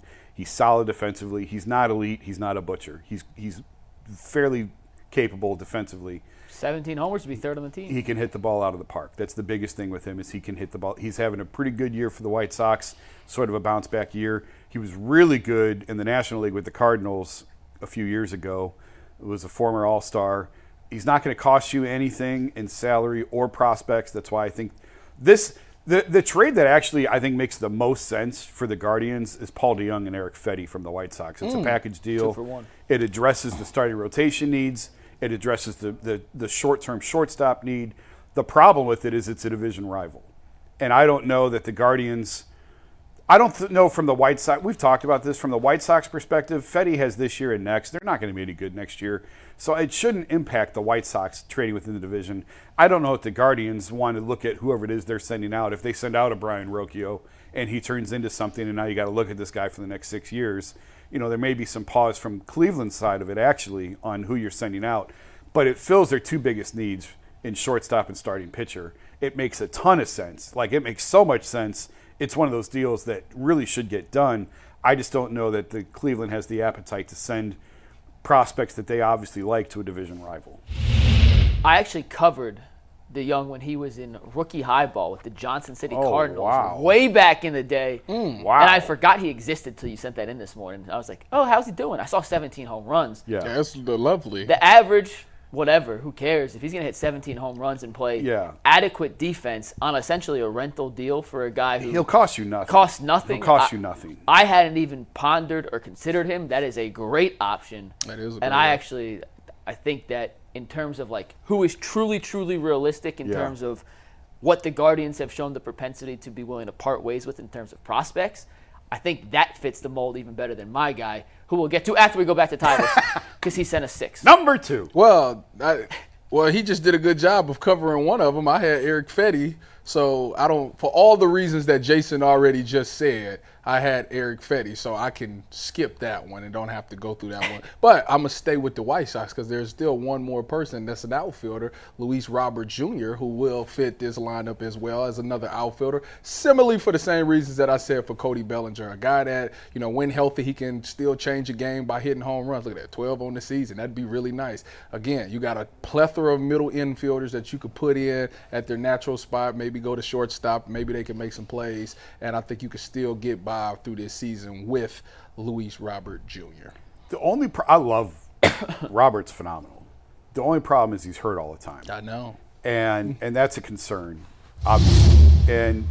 But I'm with you in terms of the outfield. First of all, can we get a center fielder to play center field? Yeah, like I just gave you 2. Is that no? Like Out of the budget. I'd love to see the Guardians actually have a center fielder out of the budget play center field. I know it's a crazy request. It's. That's batshit crazy, if we're being honest.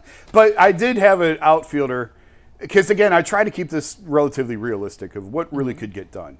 And the first name I said Ant before I really sat out, because, honestly, I didn't read the rundown last night. I'll be honest. We were at the movies, so I didn't read it.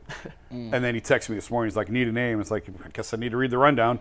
So went and read the rundown. Well, to be fair, he didn't say. Yeah, I did like not put it in when that. Mikey sent it, it says send names. Yeah, it just That's on me. He I didn't did say not add that. I think we were at the movie when you sent the rundown last night, so I didn't read it. But the first day, it was just a knee-jerk reaction was, Randy Arozarena. I've been on him all along, and I think it's realistic for a couple reasons. Number one, the synergy between the two franchises. They've made a ton of deals together. They look at things the same way. They value the same things. The Padres, the Guardians, and the Rays love to get together on deals. And now those numbers look awful. He was horrendous April and May, like horrendous. Since the start of June, he's been much better. He had a couple of hits last night. He runs well, a lot of power. Obviously a big time guy too. Yes, big time postseason contributor. And I mentioned this, I think, when we had Mandy Bell on. Again, a Rosarina and Ahmed Rosario makes a lot of sense, and it's not sexy, especially when you talk about Rosario and DeYoung. These are not sexy options at shortstop, but you don't need sexy. You need something that's going to get the job done for the next couple of months, and that's it, because you think you have your long-term solutions in place. Rosarina is under contract this year and all of next, so it gives you a little bit more security there. And again, like, to me, you put Stephen Kwan in center. Like, just put him in center field. He's a center fielder. Put a Rosarina in left, put Stephen Kwan in center, and figure out right field. Yeah. But so I would rather DeYoung. I think DeYoung makes more sense because he costs less in both prospects and salary. But if you go the outfield route, I think a Rosarina makes a lot of sense. Those are all good options. And I do think DeYoung might be the best one. I think mine's the best. I'm just not sure if it's as realistic as DeYoung would be. So when Ant sent this out, I did my mental checklist. Okay. In a perfect world, what do the Guardians need? A power hitting, right-handed, corner outfielder. In this scenario, I'm going with a corner outfielder who fits what they could potentially need from a bad team that would be willing to sell, and the guy is affordable and not a one-year rental. Okay. If you're going to part with prospects, so I had a 7-part checklist of things I wanted to find, and I was like, there's no way I'm going to find someone who matches all of these until I did. And his name is Brent Rooker of the Oakland Athletics. He is an absolute stud. His numbers this year are incredible. He's hitting .290, which is top 10 in baseball. He has 23 home runs in the season, 69 RBIs. His OPS is in the top 10. He's been one of the best hitters in baseball you've never heard of. He's a right-handed power hitter who can play both corner outfield spots. He's played left field in Oakland. He has played right field in the past. Oakland is a team that is going nowhere anytime soon, unless you count moving to Sacramento, because that's what they're actually moving. But they are not going to be competitive anywhere in the near future. So you may be thinking, like, okay, he's their best player currently outside of Mason Miller. Why would Oakland trade him? Well, they just want prospects. They're not winning. They're not competitive anytime soon. Rooker's on a contract right now where he's making $750,000 this year. He then hits arbitration. He's not an unrestricted free agent until 2028, Jason, same as Luis Robert Jr. So he fits all of the qualifications that I think would be a perfect pie in the sky but not totally unrealistic candidate for the Guardians. And you add a right-handed hitting bat like Brent Rooker into this left-handed heavy lineup in between Naylor and Ramirez and eventually down the road with Bazana and Kwan and Jimenez if he gets back to it. That's a guy that you could plug into right field, or if they move Kwan to center, into left field and be a staple in the middle of your bat for the next 2-3 seasons. I know it would take a ton of prospects to get him, but I think he'd be a perfect fit in Cleveland. I have no complaints to that. He was on my list too. Like it's a great call. I do wonder because again, the Guardians have tried dealing with Oakland in the past, and the asking price was astronomical on Matt Olson and Sean Murphy. So I would imagine it's going to be the same in this. So that was one of the reasons why I sort of left him off the list, because I was trying to keep this as realistic as possible, and I don't know that the Guardians would write the check in prospects that Oakland's going to ask for him because of exactly what you said. He doesn't make anything, and he's under control for a long time. He would be a perfect fit. He's also got experience. He's a former Twins farmhand, has experience playing first base, although he's primarily an outfielder now. Twins have this thing with like giving up on power hitters too soon. David Ortiz, Brent Rooker. So yeah, I mean, no complaints. If they get Brent Rooker at the deadline, that'd be a great move. I think that would be considered a home run, all-in type move. I mean, Jason, I'm just curious from your speculation. Yeah. How many of their top prospects would it take, or what would a prospect package look like in order to get Rooker? Because I don't know what the A's would be looking for. I know you've mentioned Mason Miller a bunch. Right. He might be too expensive as well, and obviously you're not going to get Miller and Rooker without giving your entire farm system up. Right. But what does a prospect package for a Brent Rooker look like? I'm just throwing names. Angel Martinez, Juan Brito, and a single A arm, an arm in single A. See, I would do that. I don't blink. If that's the package, personally, I don't blink. I think it's probably it. Maybe 4. It may take 4. It would take like your 3rd prospect, your 7th or 8th, your 10th, and your 12th, something like that. And it depends. It depends on what Oakland's looking for, pitching or hitting. Yeah. It depends what level they want. Do they want someone in AA who's ready in 2 years? Do they want someone who's ready in 3 years? You know, they want to stagger this. Obviously, you want to keep this cycle going. And I actually think Oakland's playing better, and they may not move Rooker and Miller because they're got a little bit of momentum coming now. So they very well may hang on to these guys. But I think you're probably looking at like a 3-for-1 or 4-for-1. It's crazy. And let's just use that package for example, right? And Martinez is their 3rd or 4th best prospect right now. Something like that. Rooker would be the 3rd or 4th best player on your roster right now. So, like, to me, and he's under control. It's not a one-year rental. Any of these deals, if you're getting back a guy of that caliber who's going to be one of the 5 best players on your team right now and you have him for a couple of seasons, I have a hard time not parting ways with the guy unless he's your number 1 top 10 prospect in baseball. Like, I'll give up a top 5 prospect for a top 5 guy on your team right now. I agree, especially when he's under this control for this long. That's just my thinking. I know everyone may not agree. Because they're not going to do it. We'll see. Yeah. We'll see. They ain't But gonna do it. and again, Oakland may ask for a chase to water. Yeah, because that's what they did with Sean Murphy and Matt Olson. It's you give us your number 1, or there is no deal. And finally, Cleveland walked away because they said, we're not giving you Tanner Bybee or Gavin Williams. Which is ironic, though, because Atlanta got both Murphy and Olson for a deal that wasn't as good. Yeah. Right. So, right. But again, that's how we see it. That they took less. But obviously, Oakland internally felt like it was a better deal. So you never know. That's the one thing with like prospect rankings. This is what Baseball America, MLB.com. I think our guy Keith Law does a fantastic job. But it all comes down to how those teams actually view these guys, and they may not view guys the same way that these evaluators do. And I know we have a couple more names on the list, and we got plenty of time. So who else do you think makes sense for the Guardians to target at the deadline? So Tyvis, we still have one of your picks ready to go. Do you want to go first? Then I'll toss my pick up last. I got one pick left. You got one pick left. Does he remember who it the pick is? Probably not. Jack Flaherty. That's who it was. Jack Flaherty, which I don't know if Detroit's going to give him up because of we're in the same division, but obviously he would be wonderful in this lineup. I mean, if you watched him last night, he was pretty good against the Guardians. So that strikeout to walk ratio is flat out absurd. I'm telling you, it would it's better be than Skubal. Yeah, that's crazy. It would be really, but there's no way. I think it's a. I think it's.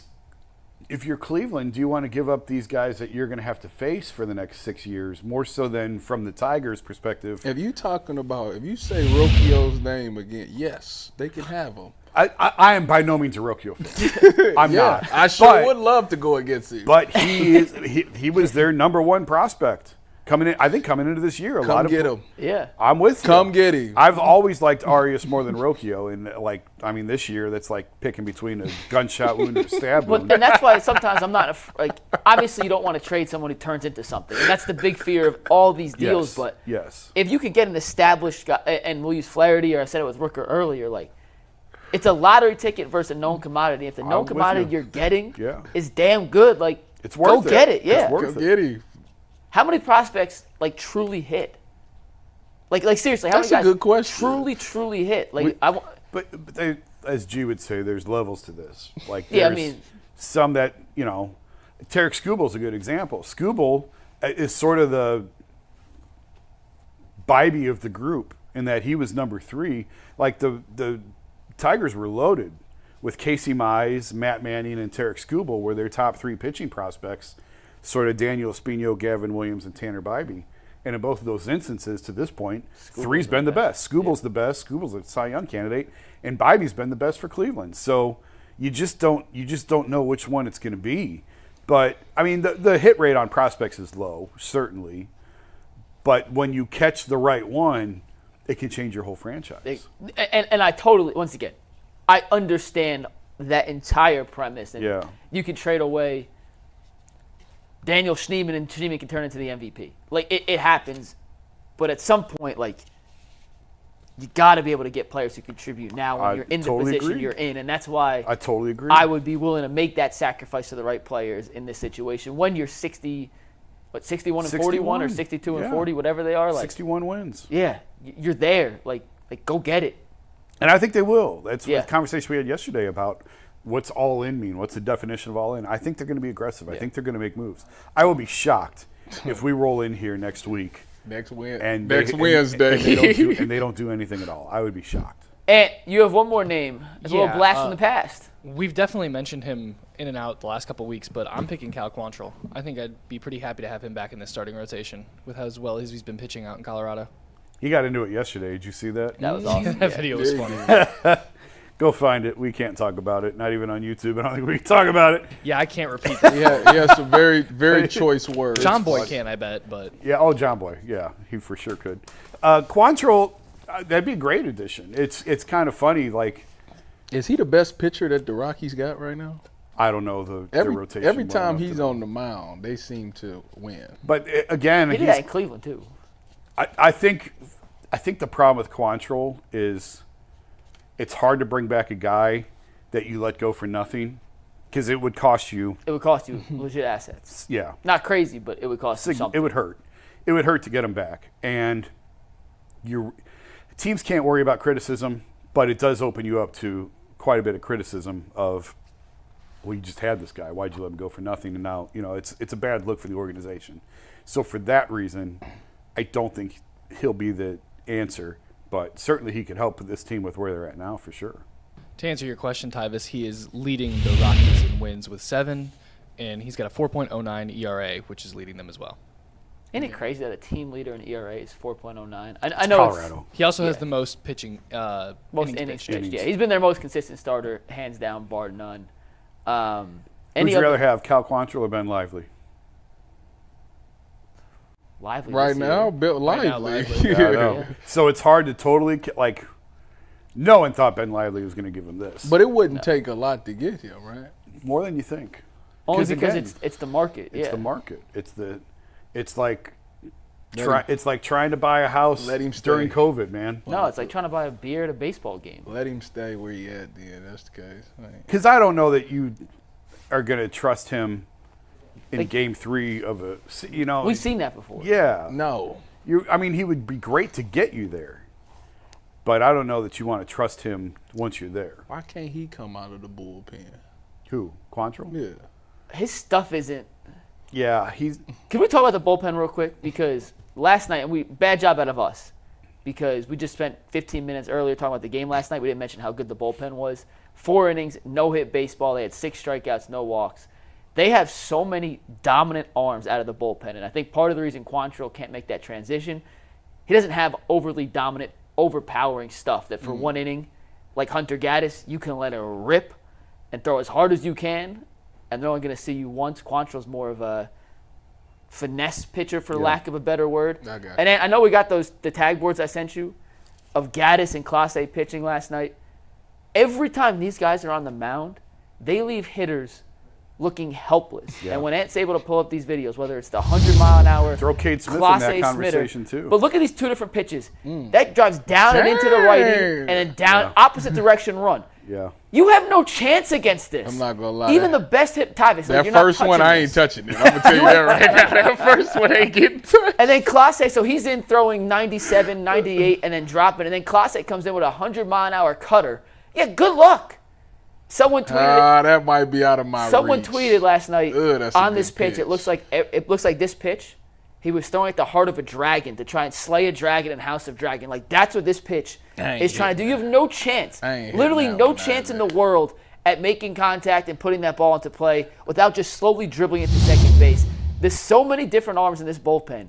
Has stuff like that is literally unhittable when they're on. To Jason's point, which he's made time after time after time, they just got to get to the bullpen. You only need 4 or 5 innings tops from a starter in a playoff series, so you can get to those guys in the pen. The issue is, how many guys do you trust to get 4 or 5 right now? Because it's not a long list in my mind. Which is why you That's go. not a lie, But that's. though. I mean, I'm gonna steal Garrett's line. Operation Stockpile. Oh, here go we get. I'm serious. Go get another bullpen arm. Yeah. Because for as good as they've been, you don't have a track record of them doing it in the postseason. Yeah. You have to trust them because of how good they've been to this point.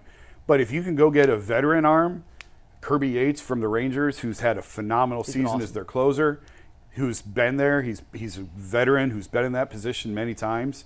If you can go get Yates, Pete Fairbanks from the Rays, although there's a ton of injury history there. There's a lot of good relievers out there that you can go get that aren't going to cost you a ton, and just keep adding these arms. Keep adding the arms. Maybe get 3 out of the starter, 1 time through the order, and that's it. And then you go to the bullpen in October.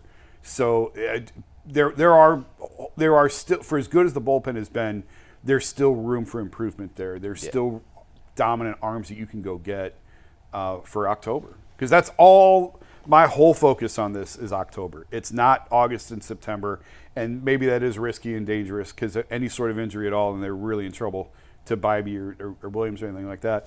But you're looking at maximizing the talent for October and being strategic about this, being realistic about what you can get out of the starter, what a starter is going to cost you in trade versus what a reliever is going to cost you in trade. Go get 2 arms, whatever. Load up that bullpen and just run through those guys in October, 1 inning at a time. And if you have to, you can get 3 innings out of 2. You can combine Gaddis and Clase to get you through the 7th, 8th, and 9th. Gaddis starts the 7th, gets you 1 or 2 outs in the 8th. Clase comes in, gets you 1 or 2 outs in the 8th, and then the 9th. That's doable. That's realistic, and you're not going to totally burn them out. When last year the Rangers and the Diamondbacks, how were they able to do it? Was it the hitting or was it the pitching? Got hot at the right time. So it was the hitting. Both. I mean, the Diamondbacks got really good starting pitching from Zach Gallen. Jordan Montgomery, who was a trade deadline acquisition by the Rangers, if my memory serves correct, was terrific in the postseason as a starter for the Rangers. The Rangers called up Evan Carter, who ended up playing center field, who was awesome for them down the stretch. Yeah. I think, and Corbin Carroll, and there was a couple guys. Ketel Marte on Arizona got hot at the right time. And the Rangers got lucky with some bullpen arms who were dominant, who had sketchy track records, who were just dominant. In the postseason. Like a Ben Lively. More bullpen than starters. But more bullpen. Yeah. Jose Leclerc was their closer. He's been terrible for the most part of his career, but he had a dominant October. And that's all they needed out of him. Did he get paid? No, and he's been terrible again this year. He lost the closer job, yeah, to Kirby Yates. Yeah, right. Yeah. It's baseball more than maybe any other sport is like you got to click at the right time. And what you do from April to the middle of August don't mean shit if you fall off the cliff or you get hot. Yeah.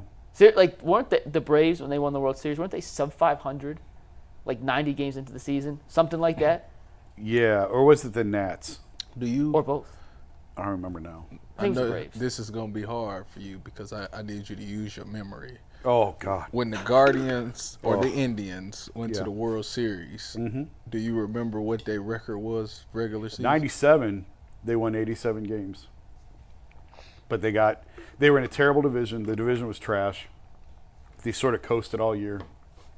And then Jarrett Wright pitched out of his mind in the postseason and was terrific and was that number one starter for him. And they won 87 games during the regular season, and they went to the World Series and probably should have won it. I'm looking that up for you right now. In 95, they won 100. They went. Dang. And that was in the strike short or lockout shortened season, and they went like 144, I think, in 95. What'd you say? 94 games. Oh, they went 144. Yeah, I thought you said they went 144. 144 wins. What? I was going to be like 94 what? 94 wins in 2016 for the Indians. Oh, I don't remember 26. I'm going back to the 90s. I'm just telling you, 94. 94 wins in Well, I mean, the 2016. Mariners have the record with 117 wins in the regular And they got season. knocked out in the first round. Knocked out in the first round. Yeah. They played the Yankees. The Yankees tossed them.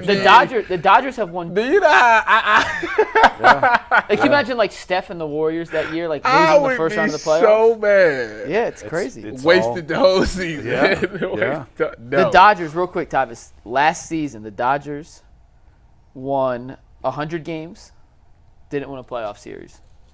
22, Dodgers won 111 games, didn't win the World Series. Right, that's the year they lost. They won the series in 20, wasn't In 20, it? yeah. COVID. So I'm saying since 20, they've won 211 games in 2 seasons, and then add 211 to 106. 317. 317 are the last 3 seasons since winning a World Series, and they have 1 playoff series win. That's terrible. That's Like why I love baseball. That's Love baseball. I could be wrong. Don't 100. They may have won 2, but I know they haven't made I couldn't the live series like they that. need to make. I couldn't live like that. That's why baseball. It's all about getting hot at the right time, which is why any If I deadline win 100 acquisition you make if I win has to fit 100 in. games, I go out there and win it by myself. I'm gonna hit a home run every time I'm at the plate. There's no way we not making it at least 2 series. It is crazy that Bo Naylor decides to not hit a home run every time, like because he could if he wants to, just like Tyvus. Like, yeah, today, You know. Jason in the third at bat. I just want to make Dinger. contact. I just want to make Dinger. contact. Just want to make contact sometimes. All right, any last thoughts on trade targets for the Guardians? You guys ready to talk a little Cavs? JP Sears. JP Sears. Another good name. Pitcher for Oakland. Yeah. But I know Oakland it probably costs too much. He's No, certainly but he's not Sears there. would not cost as much as Miller or Rook. Correct. Miller would be a lot of fun in this bullpen. Ooh, But you saw that filth that we showed earlier? Yeah. You add Mason Miller to that? yeah, I mean My goodness. it's Call the I- bullpen the Dirty Boys. I remember back in 1988, I think, when the Reds beat the A's, and nobody thought the Reds were going to beat the A's, and they had the Nasty Boys, Rob Dibble, Norm Charlton, and Randy Myers The in the Nasty bullpen. Boys. They, Yeah. The 7th, 8th. If the Reds had the lead after 6 innings, it was game over because they just ran those 3 out, and they won the World Series that way. Yeah. I think it was 88. That's think it was before I was 88. born, so I'm going to take So your they word would for have it. a starter that had a pitcher that pitched 6 innings. And that's back when starters were expected to go a lot deeper into games than what they do now.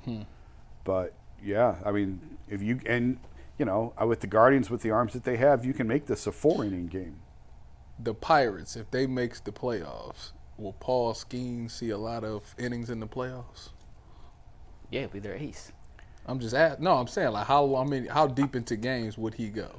Oh, I mean, yeah. Inning wise. I thought you meant like, is he on an innings limit? No. Like if he's the ace. I mean, he game- goes till He goes till he can't go, He goes yeah. till he can't go. You go. He's pitching like 7-8 That's innings why every I'm time, asking. yeah. Like, Right, but I do think that with him, I mean, you do worry about, and I don't know where he's at on innings for the year compared to past years. You worry about guys who have made a huge leap in innings. Garrett Crochet is a perfect example. the White Sox stud. He's thrown more innings this year than ever. And so you just worry about usage, and then you give up all these assets for this guy. Is he going to blow his arm out next year? Yeah. You know, and is he headed for Tommy John, that sort of thing. I'm going to knock on wood for Skeens because he's so much fun to Skeens watch. only has 74 innings pitched this season. Counting minors, too. He was up early. This is just the majors on ESPN. Yeah. He only has 74 innings pitched in the I feel like he goes 7.5, 8 innings I feel like every he go. time I do pitches. too. 74.2 if you want to be really accurate. That man. And what, 12 starts? That man stay in the 7. He probably didn't have a ton of minor league innings this year, but then you also need to compare that to what did he throw last year. Well, he threw 140 pitches in the College World Series, which Yeah. was Nuts. ridiculous. I Yeah. can't believe his manager let him do this. When I was covering high school, they had high school kids throwing that all the time. It was his last year. He didn't care. I know, but it's still malpractice to the future of his arm. But we'll see. He's incredible. I hope. And once again, I'm knocking on plastic, but for the sake of him, he stays healthy. Oh, And- he'll have Tommy John. Yeah, I know, but I just, It's something. Why don't do that? You will. They all do. they all do. That's You the sign issue. up knowing, well, I'm probably going to have it, but then you know it costs you a year and a half, and you come back better for the almost always.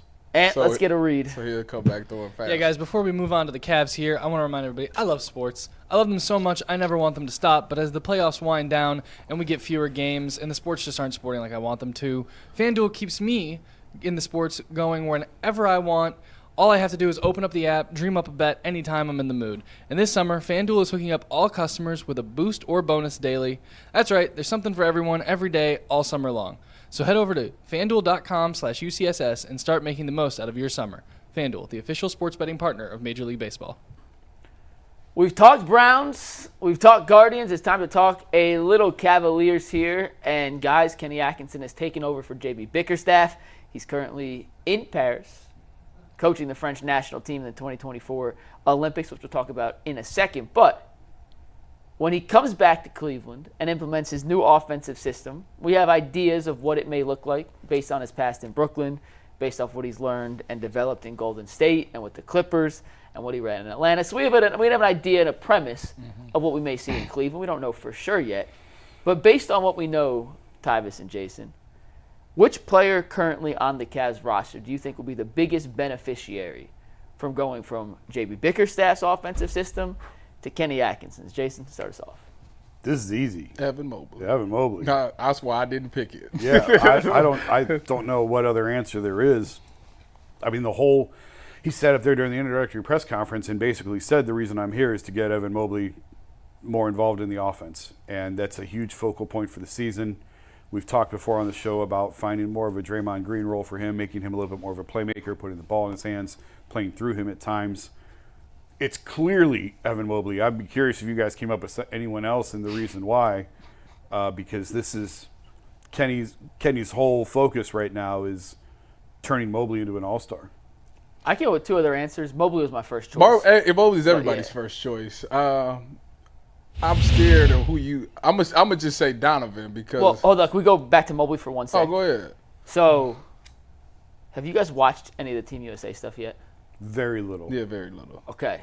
Next time you watch them, watch how Team USA is using LeBron James. Mm-hmm. It is, and I may be looking too far into this, but something I've noticed, which I'm going to bring back to Mobley, I promise. LeBron is Draymond if you turn all his statistical abilities like up to the max. He could shoot, both great passers, but it's LeBron freaking James. Like Right. Steve Kerr is using LeBron in the Draymond-esque role, but if it was like Draymond Unlocked. Yeah. The Draymond premium version. You know what I'm saying? Like you Yeah. paid the extra $7.99 a month. Like that is how he's kind of using LeBron in the system. And Higher speeds. and it's FIBA, so like it's not exactly apples to apples, but look at the way he's utilizing LeBron in a similar capacity to how he utilized Draymond Green. And I'm curious, from Kenny Atkinson's standpoint, who told me straight face-to-face, like, yeah, I'm going to take some Draymond stuff.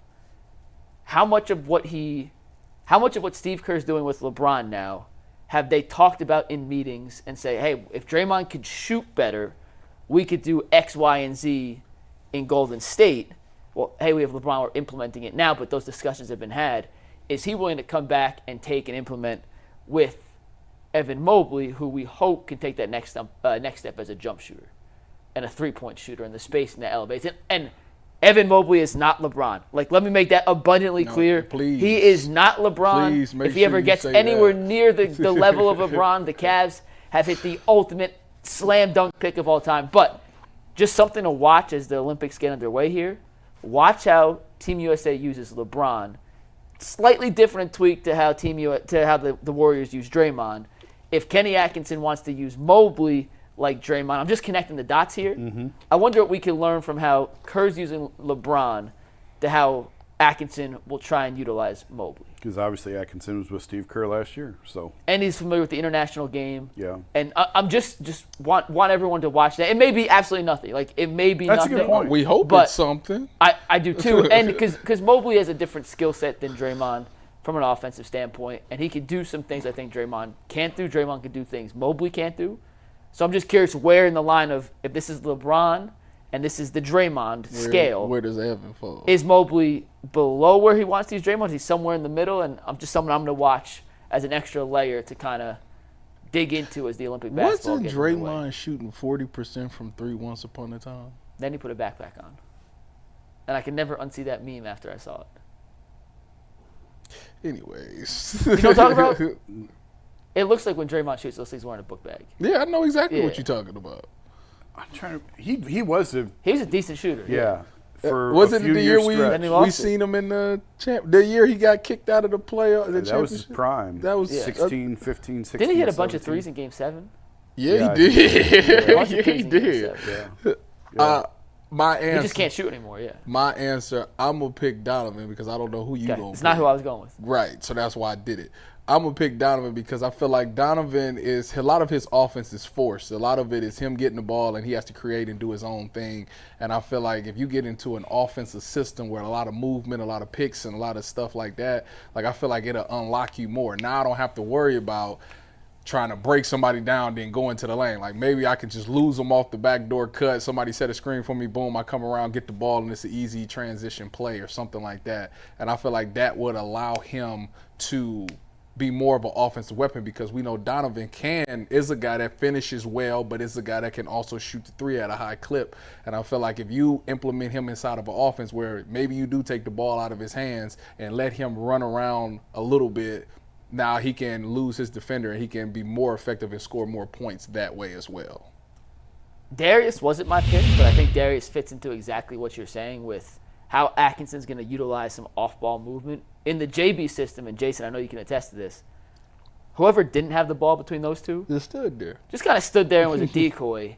And they both, I think, could be utilized more off-ball as a distraction to the defense to at least force them to spread out, pull, shift to their side of the court to open up backside options for whoever has the ball. And whether it's Darius or Donovan, I think Kenny Atkinson will try and get those two to kind of work off each other better than your turn, my turn, your turn, my turn. yeah. Which in theory should benefit both of them because A, they're both capable shooters off down screens and pin downs in terms of catch and shoot situations. And we didn't see them get a ton of opportunities to do that. Under the J.B. Bickerstaff offense, I have to imagine, just because of the motion that Kenny likes to run, Exactly. like he's going to find ways to get them involved in actions that they didn't even think of doing I know before. your answer. Is Darius gonna be your answer? No. Is your answer Max Strus? It was Max Strus. I knew it. For a lot of the same reasons I just kind of mentioned. He was miscast last year. I think we could all agree that Max Strus is a better player than we saw last season in Cleveland. Part of the reason, he was being asked to play the 3. He's not a 3, he's a 2. What is still he? the 3. I'm about to say he's playing the 3 this year. No. It's not. That's not changing because of the roster. But what you can do with him is utilize him on offense more like a 2 than you would a 3, even though I guess they're kind of interchangeable. He's still going to guard out of position. Strus in Miami came off a ton of pin downs, a ton of floppy action, which is essentially just a double on the weak side. You come around off the top of the key. Last year, he was a standstill shooter in the corner, which he can do. He didn't do a great job last year. He didn't shoot up to the expectation we had for him.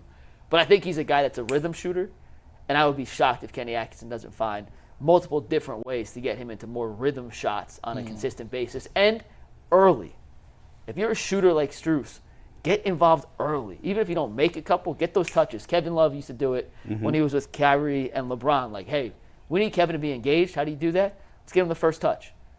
I'm not against Max Strus getting the first. Well, actually, I want Evan Mobley taking it. So the second shot of each game, I want Max Strus being the one taking the second shot of every game off some sort of design set or design action to get him coming off a down screen to shoot. The way he was used in Miami, I think we're going to see a lot more of that under Kenny Atkinson than we did with JB Bickerstaff, who didn't really implement any of that stuff, or not nearly enough. They did bits and pieces, but not nearly enough to maximize the investment you gave to Max Strus. Wasn't it a time with Golden State when Steph and Clay was running around that they ran in the middle, like linked arms, spent each other around, and then ran out?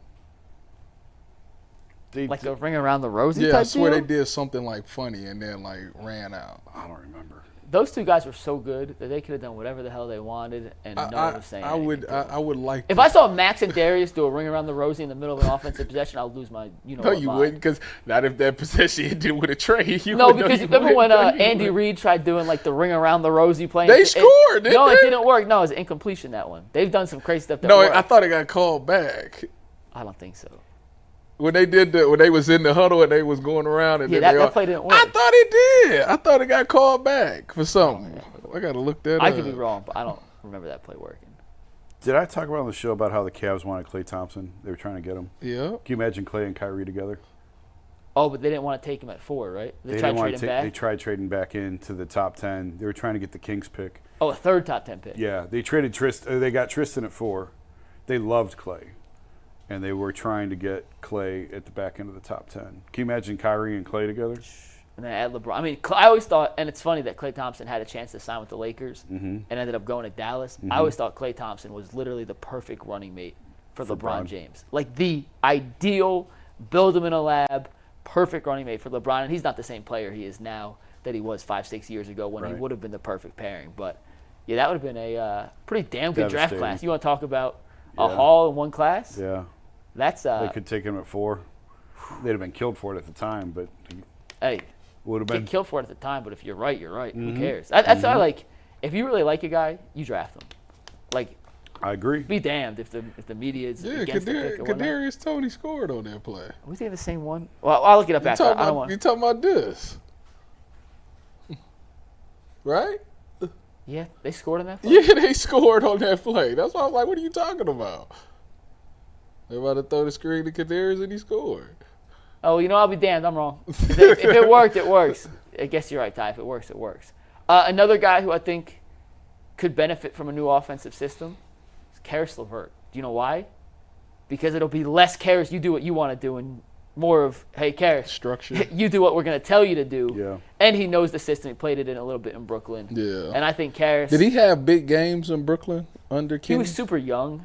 I don't particularly know his Yeah. stats in Brooklyn, but they ended up trading him to Indiana while Atkinson was in Brooklyn. I forget what that deal was, but That's not great. putting a little more structure on Karis LeVert, I think could be a good thing. That's Jalen Tyson's role next year anyway, so. Not this year, next year. Next year, 25. Yeah. We'll see.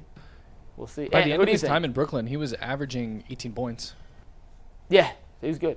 He was good. I forget. What was he traded for to Indiana? Let me look it up. Yeah, he was sent to Indiana from Brooklyn. A bag of peanuts. Karis LeVert, yeah. Some peanuts. No, he was good. He's a good young player. He's a first-round pick. I think he's like 22nd overall. He went to the Wolverines, so how good could he really be? He scored 50 points in an NBA game. What's that supposed to mean? Exactly what I said. He scored 50 points in an NBA game. It's irrelevant. Have you scored 50 points? You could, though. If I was in the NBA? Yeah, you can score 50. No, I wouldn't score 50. That's absurd. 49 for sure. It's easy. It's easier. I mean, it's still that's a heck of an accomplishment, but it's happening more and more frequently than With the 50-point games? Yeah. Yeah, do you think that somebody would beat Kobe's 81? The 100 thing, I think they can. I don't really respect the 100 because there's no film of it. I think 81 can be got. The way they shoot threes What did now, Donovan get? 79? 71. in overtime. That's matters too. The Like, overtime? Yeah. Yeah. I mean, yeah. You But get last extra year- 5 Like, minutes. that's like the NFL records getting broken in 17 games. Last year, Embiid and Luka both had 70. And Cat had 64, then got benched in the fourth quarter. Yeah. Somebody will get Can you imagine that, by the way? He had 64 points and got benched. Did they win the game? No, because they were just giving it. He said, like, I want to score 80, so the whole team was just giving him the ball. So Chris Finch said, F that, get your ass on the bench. That's funny. Hey, you know what? I realized it's some real teammates out there. Like, that's Yeah. love. Between him and Jameis giving the dude the touchdown at the end, like, it's a lot of good teammates out there that just bite the bullet for their teammate. Yeah, I remember. Why did Jameis say he did that? Was it to get a dude a bonus or So something? Jamal Williams had led the NFL in rushing touchdowns in Detroit. Yeah.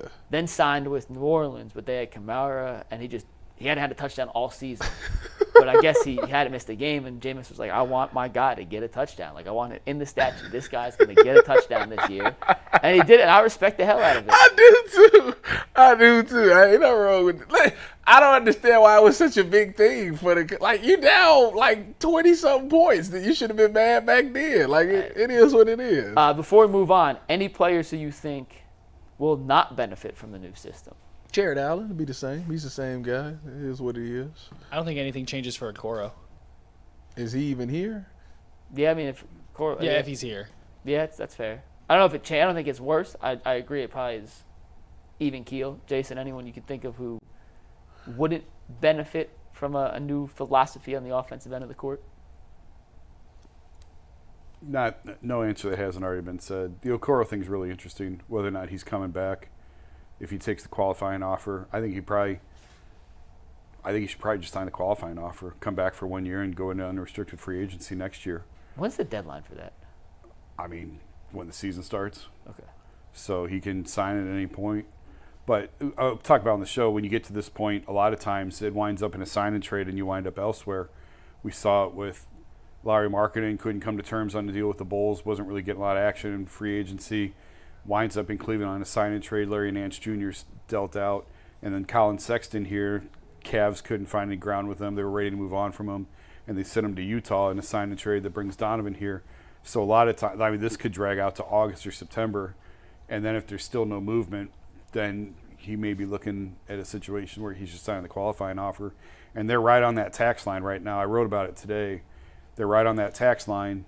If he comes back on the qualifying offer, they have to shed a little bit of salary, which they can do to stay under the tax. They don't want to go into the tax until next year. If they go into the tax next year, then they can run this whole thing out without ever becoming a repeat offender. They would not be classified as a repeat offender until 28, 29, and by that point, there's so much moving pieces. yeah, I mean, they have nobody under contract for 28, 29. So it's kind of remarkable that if they can, like when LeBron came back, they were a tax team that year. And part of his stipulation was, I'll come back, but you have to spend. So he came back. They added Kevin Love right away. Kyrie was still on his rookie deal for that first season together, but they were a tax team right away. So by LeBron's fourth year here, his last year in Cleveland, they were considered a repeat offender. And once you hit repeat offender status, the taxes become so punitive, it impacts every financial decision that you make, where $1 million becomes $4.5 million in penalties. It's crazy. Yeah. So the way that they have set this up, as long as they stay out of the tax this year, they can get 5 years out of Donovan, 2 max contracts, and Evan and Darius, and never be a repeat offender. Which is crazy. Yeah, it's like that's really good cap management on their part, and that's sort of what they're looking at here. And I think that's sort of impacted why they haven't really made any moves in this summer. You got to figure out what's going on with that, and they probably know in their head if they want Isaac back or not, and they can work through that. But if they stay out of the tax this year, one more year, it really sets them up nicely for the rest of this run. You mentioned Jared Allen, and we'll close with this. And actually, Ant's got a question after about Jared Allen. I do think he's going to take, or could take a step back because of what we said about Evan Mobley. It's got to be, he's a max contract player now. Like, you got to see what you got in Evan Mobley. Yeah, that's true. See how he fits best, see what he does best, what's the best offensive scheme, what he can and can't do. And if that comes at the detriment of Jared Allen, so be it. And what's your Okoro question, then we'll move on. Yeah, before I ask my question real quick, the Karras to Indiana, that was the 4-team trade that brought Harden to the Nets and then got us Jared Allen. Oh, yeah, that's right. I forgot about That's that. right. Yeah. Yeah. I forgot that they were involved. I just am curious what your guys' thoughts are. Does it matter if Okoro's back or not next year with this new system coming in? If we think it's going to be a flat line for him and Allen anyways, at least Allen's flat line Like, that's a good line to have. I think he's solid. Okoro, does it make much of a difference if we have him or not? Yeah, I mean, yes, because his defense is still something that was really good, and you always want somebody that takes defense serious. Now, I will tell you this: if Evan Mobley gets to voice and it becomes the defensive anchor and becomes the command and is out there talking and stuff, then maybe not. You know, if he's the one that's pushing guys to play defense better, then maybe not. But Okoro is the guy that you usually put on when you go up against those guards and those forwards that you kind of put on, and he kind of does a good job of handling them. So I think, yeah, he'll be missed on the defensive end, but if they're so good offensively, then it might not matter. Yeah, Evan can switch onto perimeter guys, but I don't know that you want him guarding perimeter guys 48 Exactly. minutes. So, Bingo. so Okoro still plays Yeah. a big role, a really big role in this. I mean, it wasn't that long ago. Mike and I were saying about the type of money he could get. Obviously, it doesn't look like that's going to happen. And again, he had a terrible playoff. We went from $80 million to He can't get a contract. Didn't get $40 million. Yeah, and a lot of that has to do with the way he played in the postseason. I fully believe had he really emerged in the postseason and was an option for them and shot it If he was during- playable. You can just let's call it, if he was playable in the Yeah. playoffs, he'd have a contract right now. And we talked about it. I talked to coaches in the league in March. How would you guard the Cavs? And every coach I asked did the same thing. You shrink off Isaac. They didn't care what numbers he had. They didn't care how improved he had been. They wanted to see him do it in the postseason, and he didn't do it. And he cost himself a lot of money in the process. And let's talk a little Olympics here. Yeah, before we get on to that, guys, Guardians start today at 1:10, and currently Game Time is the best place to go get your ticket because right now, right before game time, cheapest seats are $29 a piece for upper decks. Go enjoy an afternoon baseball game with Game Time. You can save up to 60% off by buying last minute for sports, concerts, comedy, theaters, and more. They're all-in pricing toggle feature. This shows no surprise fees, so you know exactly what you're getting. It's $29 a piece for the ticket right now. It's going to be $29 at your checkout. Your purchase is covered with the most flexible customer service policy in the ticketing industry. All you have to do is download the Game Time app, create an account, and use code LOCKEDONNFL for $20 off your first purchase. That's going to be a $9 ticket then. Terms do apply, but create your account and then redeem code LOCKEDON NFL for $20 off. Download Game Time today. Last minute tickets, lowest prices guaranteed. Real quick, Tyvis showed me a picture during that. He just bought my book, the only one. Comes Wait, on, I have something comes on else. Tuesday. What did it run you? What did it run you on Amazon? Like $20 to $22. Oh, you got ripped off. Let me see. Do you not have any other copies laying around? I don't. He said you got ripped I got off. when I went so like Penguin Random House published it, which is like the biggest publishing house in the world. Like it's a legit New York publishing firm. Oh, $16. $16 and That's a little better. 45 cents. That's a little better. And I got like 30 copies or 50 copies or something like that when it came out, and they went like that. Like you hand them out and whatever.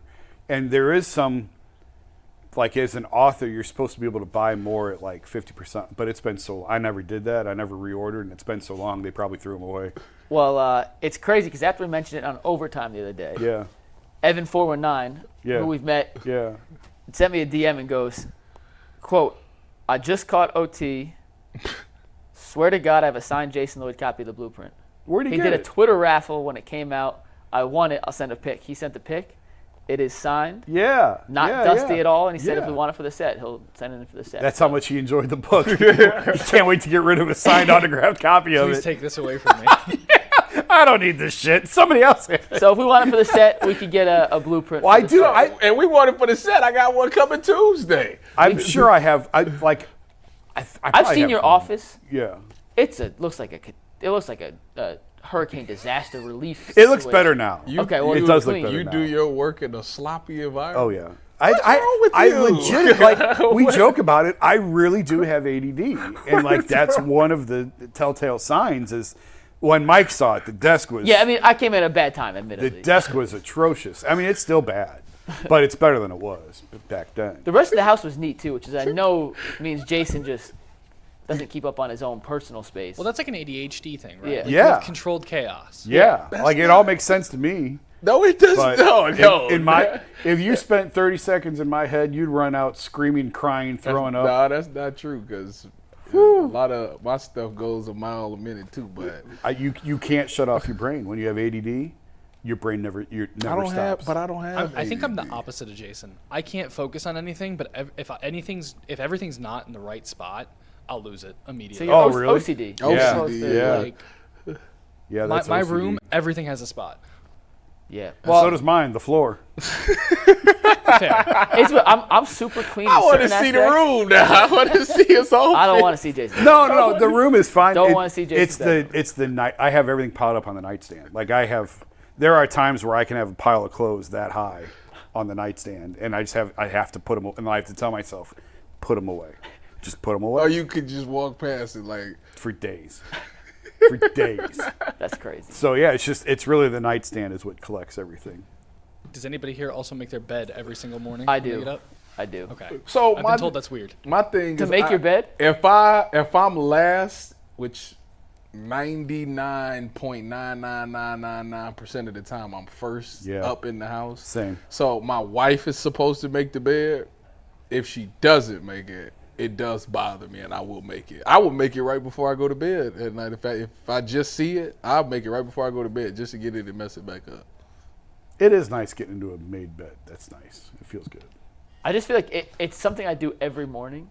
So I feel like, okay, I accomplished accomplished something. something. Yep. Which I know it sounds stupid, but No, I there's- really feel like mentally. Yeah, that's why I started doing it. Yeah. That's like successful people will tell you, make your bed every day because it's check something off the list. You got something accomplished before 7 a.m. or 8 a.m. or 2 p.m. or whatever time you That's get how I up. feel about my Peloton. Do it I'm every working day? out. I get up in the morning, I work out. Boom. So Really? I do that 3 days a week, although I haven't gone lately.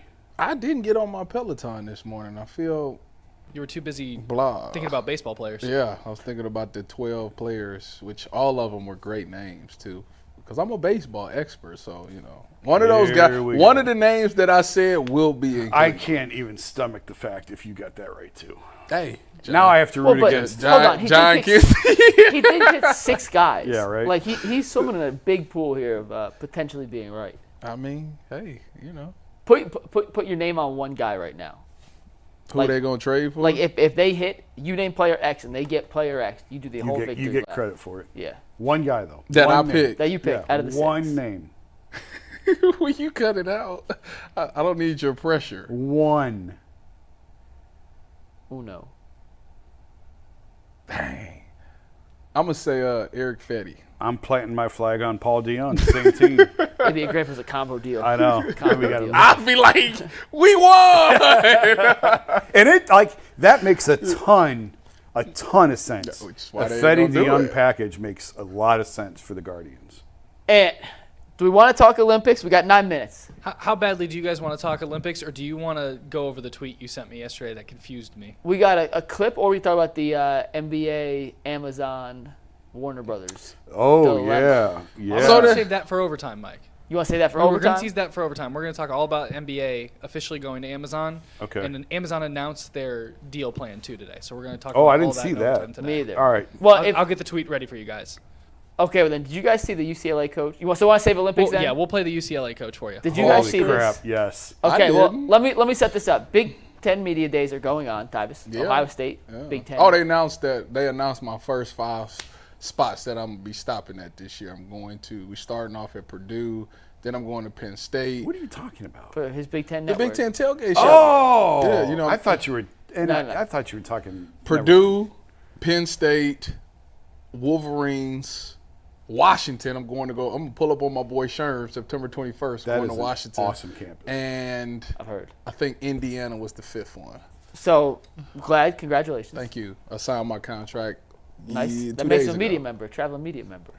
So that's good to officially get clarity on. But in case you guys missed this was a wild clip. During any of these conference media days, each team's head coach goes up to the podium and they have some sort of Q&A in a big room, and there's always an opening statement. Then they ask reporters to raise their hand or buzz in, however they want to do it. I'm not sure how the Big Ten does it, but it's the same premise. And UCLA has a new head coach because Chip Kelly left UCLA to join Ryan Daystaff. And this new coach, Deshaun Coach Foster, Stevenson. It's Sean Foster. Foster. Yeah, Sean Foster. Has Deshaun already Stevenson spoken is this to guy.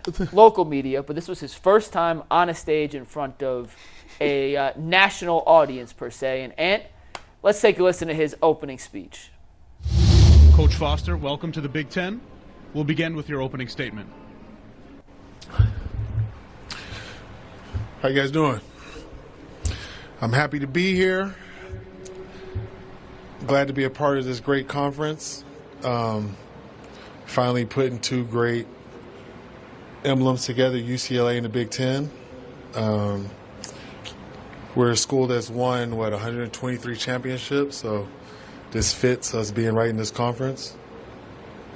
Football-wise, we're just excited.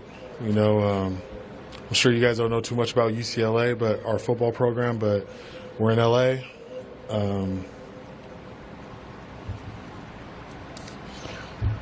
It's us and USC.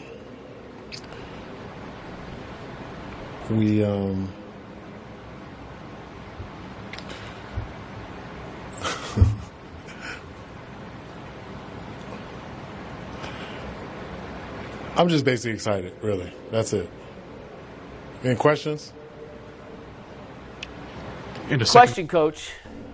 What the hell is that? The most interesting opening statement in the history of opening statements. He said not a lot of words and even less of substance. We're UCLA, in case you've never heard of us. He's acting like they're Brookline College or something. I texted Ant. I texted Ant and was like, hey, we always laugh about, hey, did Coach X win the press conference? Did Kenny Atkinson win the press conference? Did Kevin Stefanski win the press conference? And it's really a stupid exercise because you can't win anything. Right. You certainly could lose. And who knows if Deshaun Foster will be a good head coach or not. What he did on stage yesterday will not change whether he can coach or not coach. He can't speak. But he can't talk. But that does not instill confidence in the way I would want to be instilled by a head coach. Tyvus, you hadn't heard that yet, right? No. What was your takeaway? I mean, that's live, raw reaction to Deshaun Foster's opening press conference at Big Ten Media Days. What are we doing, man? Like, usually, you need to get you an SID or something. Usually, somebody works with you on these speeches and stuff. Me. Like a guy like me, I don't usually have things planned. Like, I could just get up there, you say something to me, and I could just, off the top of my head, just come up with a great speech. Clearly, he's not like that. He's a guy that he should have been in the mirror talking about this. I mean, you at some point, you knew that you were going to be on a stage in front of all these people to talk to. And on top of that, they did you a favor. This is day 2, so you got to watch other people go and see what they said and how they did things. You just didn't prepare. You just flat out didn't prepare for it, and you're not quick on your feet is what I learned. Just go straight to questions. You don't have to give an opening statement. Yeah, you hey, can. Listen. Happy to be here. Happy to join the Big Ten. I'll take any questions. Easy. That's it. You could have did That's that. it. Easy. Like Lloyd Carr used to go the other way. Lloyd Carr, because it was 15. I covered the Big Ten for years. He talked the whole time, so there's no question. Yeah, Lloyd Carr. It's a legit strategy. Yes, yeah. Lloyd Carr. No It would be 15-minute blocks, and Lloyd Carr would get up there and filibuster for 12 minutes, talking about his depth chart, the 2 deep, the backup defensive tackles, and you're like, oh my God. And then you get like 3 questions, and he's out. So that's one strategy. Yeah. And then the other strategy is just, well, what do you want to talk about? We'll take any questions you have. But not that. The one thing you don't do is whatever that was. He I just had to give a speech in 8th grade on my favorite crayon or something like that, and I think I did better. What was your favorite crayon? I think I picked like green at the Terrible time. choice. I don't know. That's a great choice. That's my favorite color. He just got to Michigan get quick State. on your feet. Maybe it's one of those. Stop it. It's one of those. You got to think of things. Well, quick. as the head coach, you got to make quick decisions. So 2 things. Isn't he a former running back or something? Yes. He played at UCLA. He played against Ohio State. Like, he could have easily, I'm excited to be back at my alma mater. Yes. I know UCLA right now is not the topic or not a hot team right now, but I plan on making this program one of the best in the Big Ten. Excited to see what the Big Ten has to offer, and we're here to compete for championships and make this program better. And with that being said, I'm open for questions. Yes, That's that's it. And here's the issue. I go back, and anytime I think of a bad press conference, especially an opening press conference, I think of the Adam Gase eyes chasing the taco. That man is yeah. crazy. And you know what? He's you can on never something. until you turn out to be Nick Saban, you cannot outrun that. Yeah. He was and on Deshaun something. Foster, You're right. until he starts legitimately winning at a high level, will never outrun That's that. As gonna soon as he follow makes a bad decision on 4th and whatever, and it doesn't work, that clip's going to serve. Hey, coach, what are you going to do on 4th down? 4th and 2, you go for it? I'm just excited. Happy, excited. Like, you cannot outrun that. And like I said, I don't think you can ever truly win a press conference. I do think you can lose it. And I hope Deshaun Foster turns into a great head coach. Seems like a good enough dude from all accounts, but that's not the first impression you can want play to in front of millions of people, but you can't get up on that stage and see the lights like, flash. Could you imagine Nick Chubb going up and giving like a starting speech? Like, he's so soft-spoken. I'm sure he could do it, but But as a head coach, you're don't not think it'd be supposed to that be bad. soft-spoken. Like, One of the big requirements of being a head coach at any level is Communications. dealing with the media. yes. And teams spend a lot of time working with these guys on press conferences and how to talk, how to answer questions, and wow. Yeah, that was that tough. was rough. That was tough. We're talking about the NBA, Amazon, Warner Brothers merger, whatever, in overtime, which will start in about 3 minutes. Peace.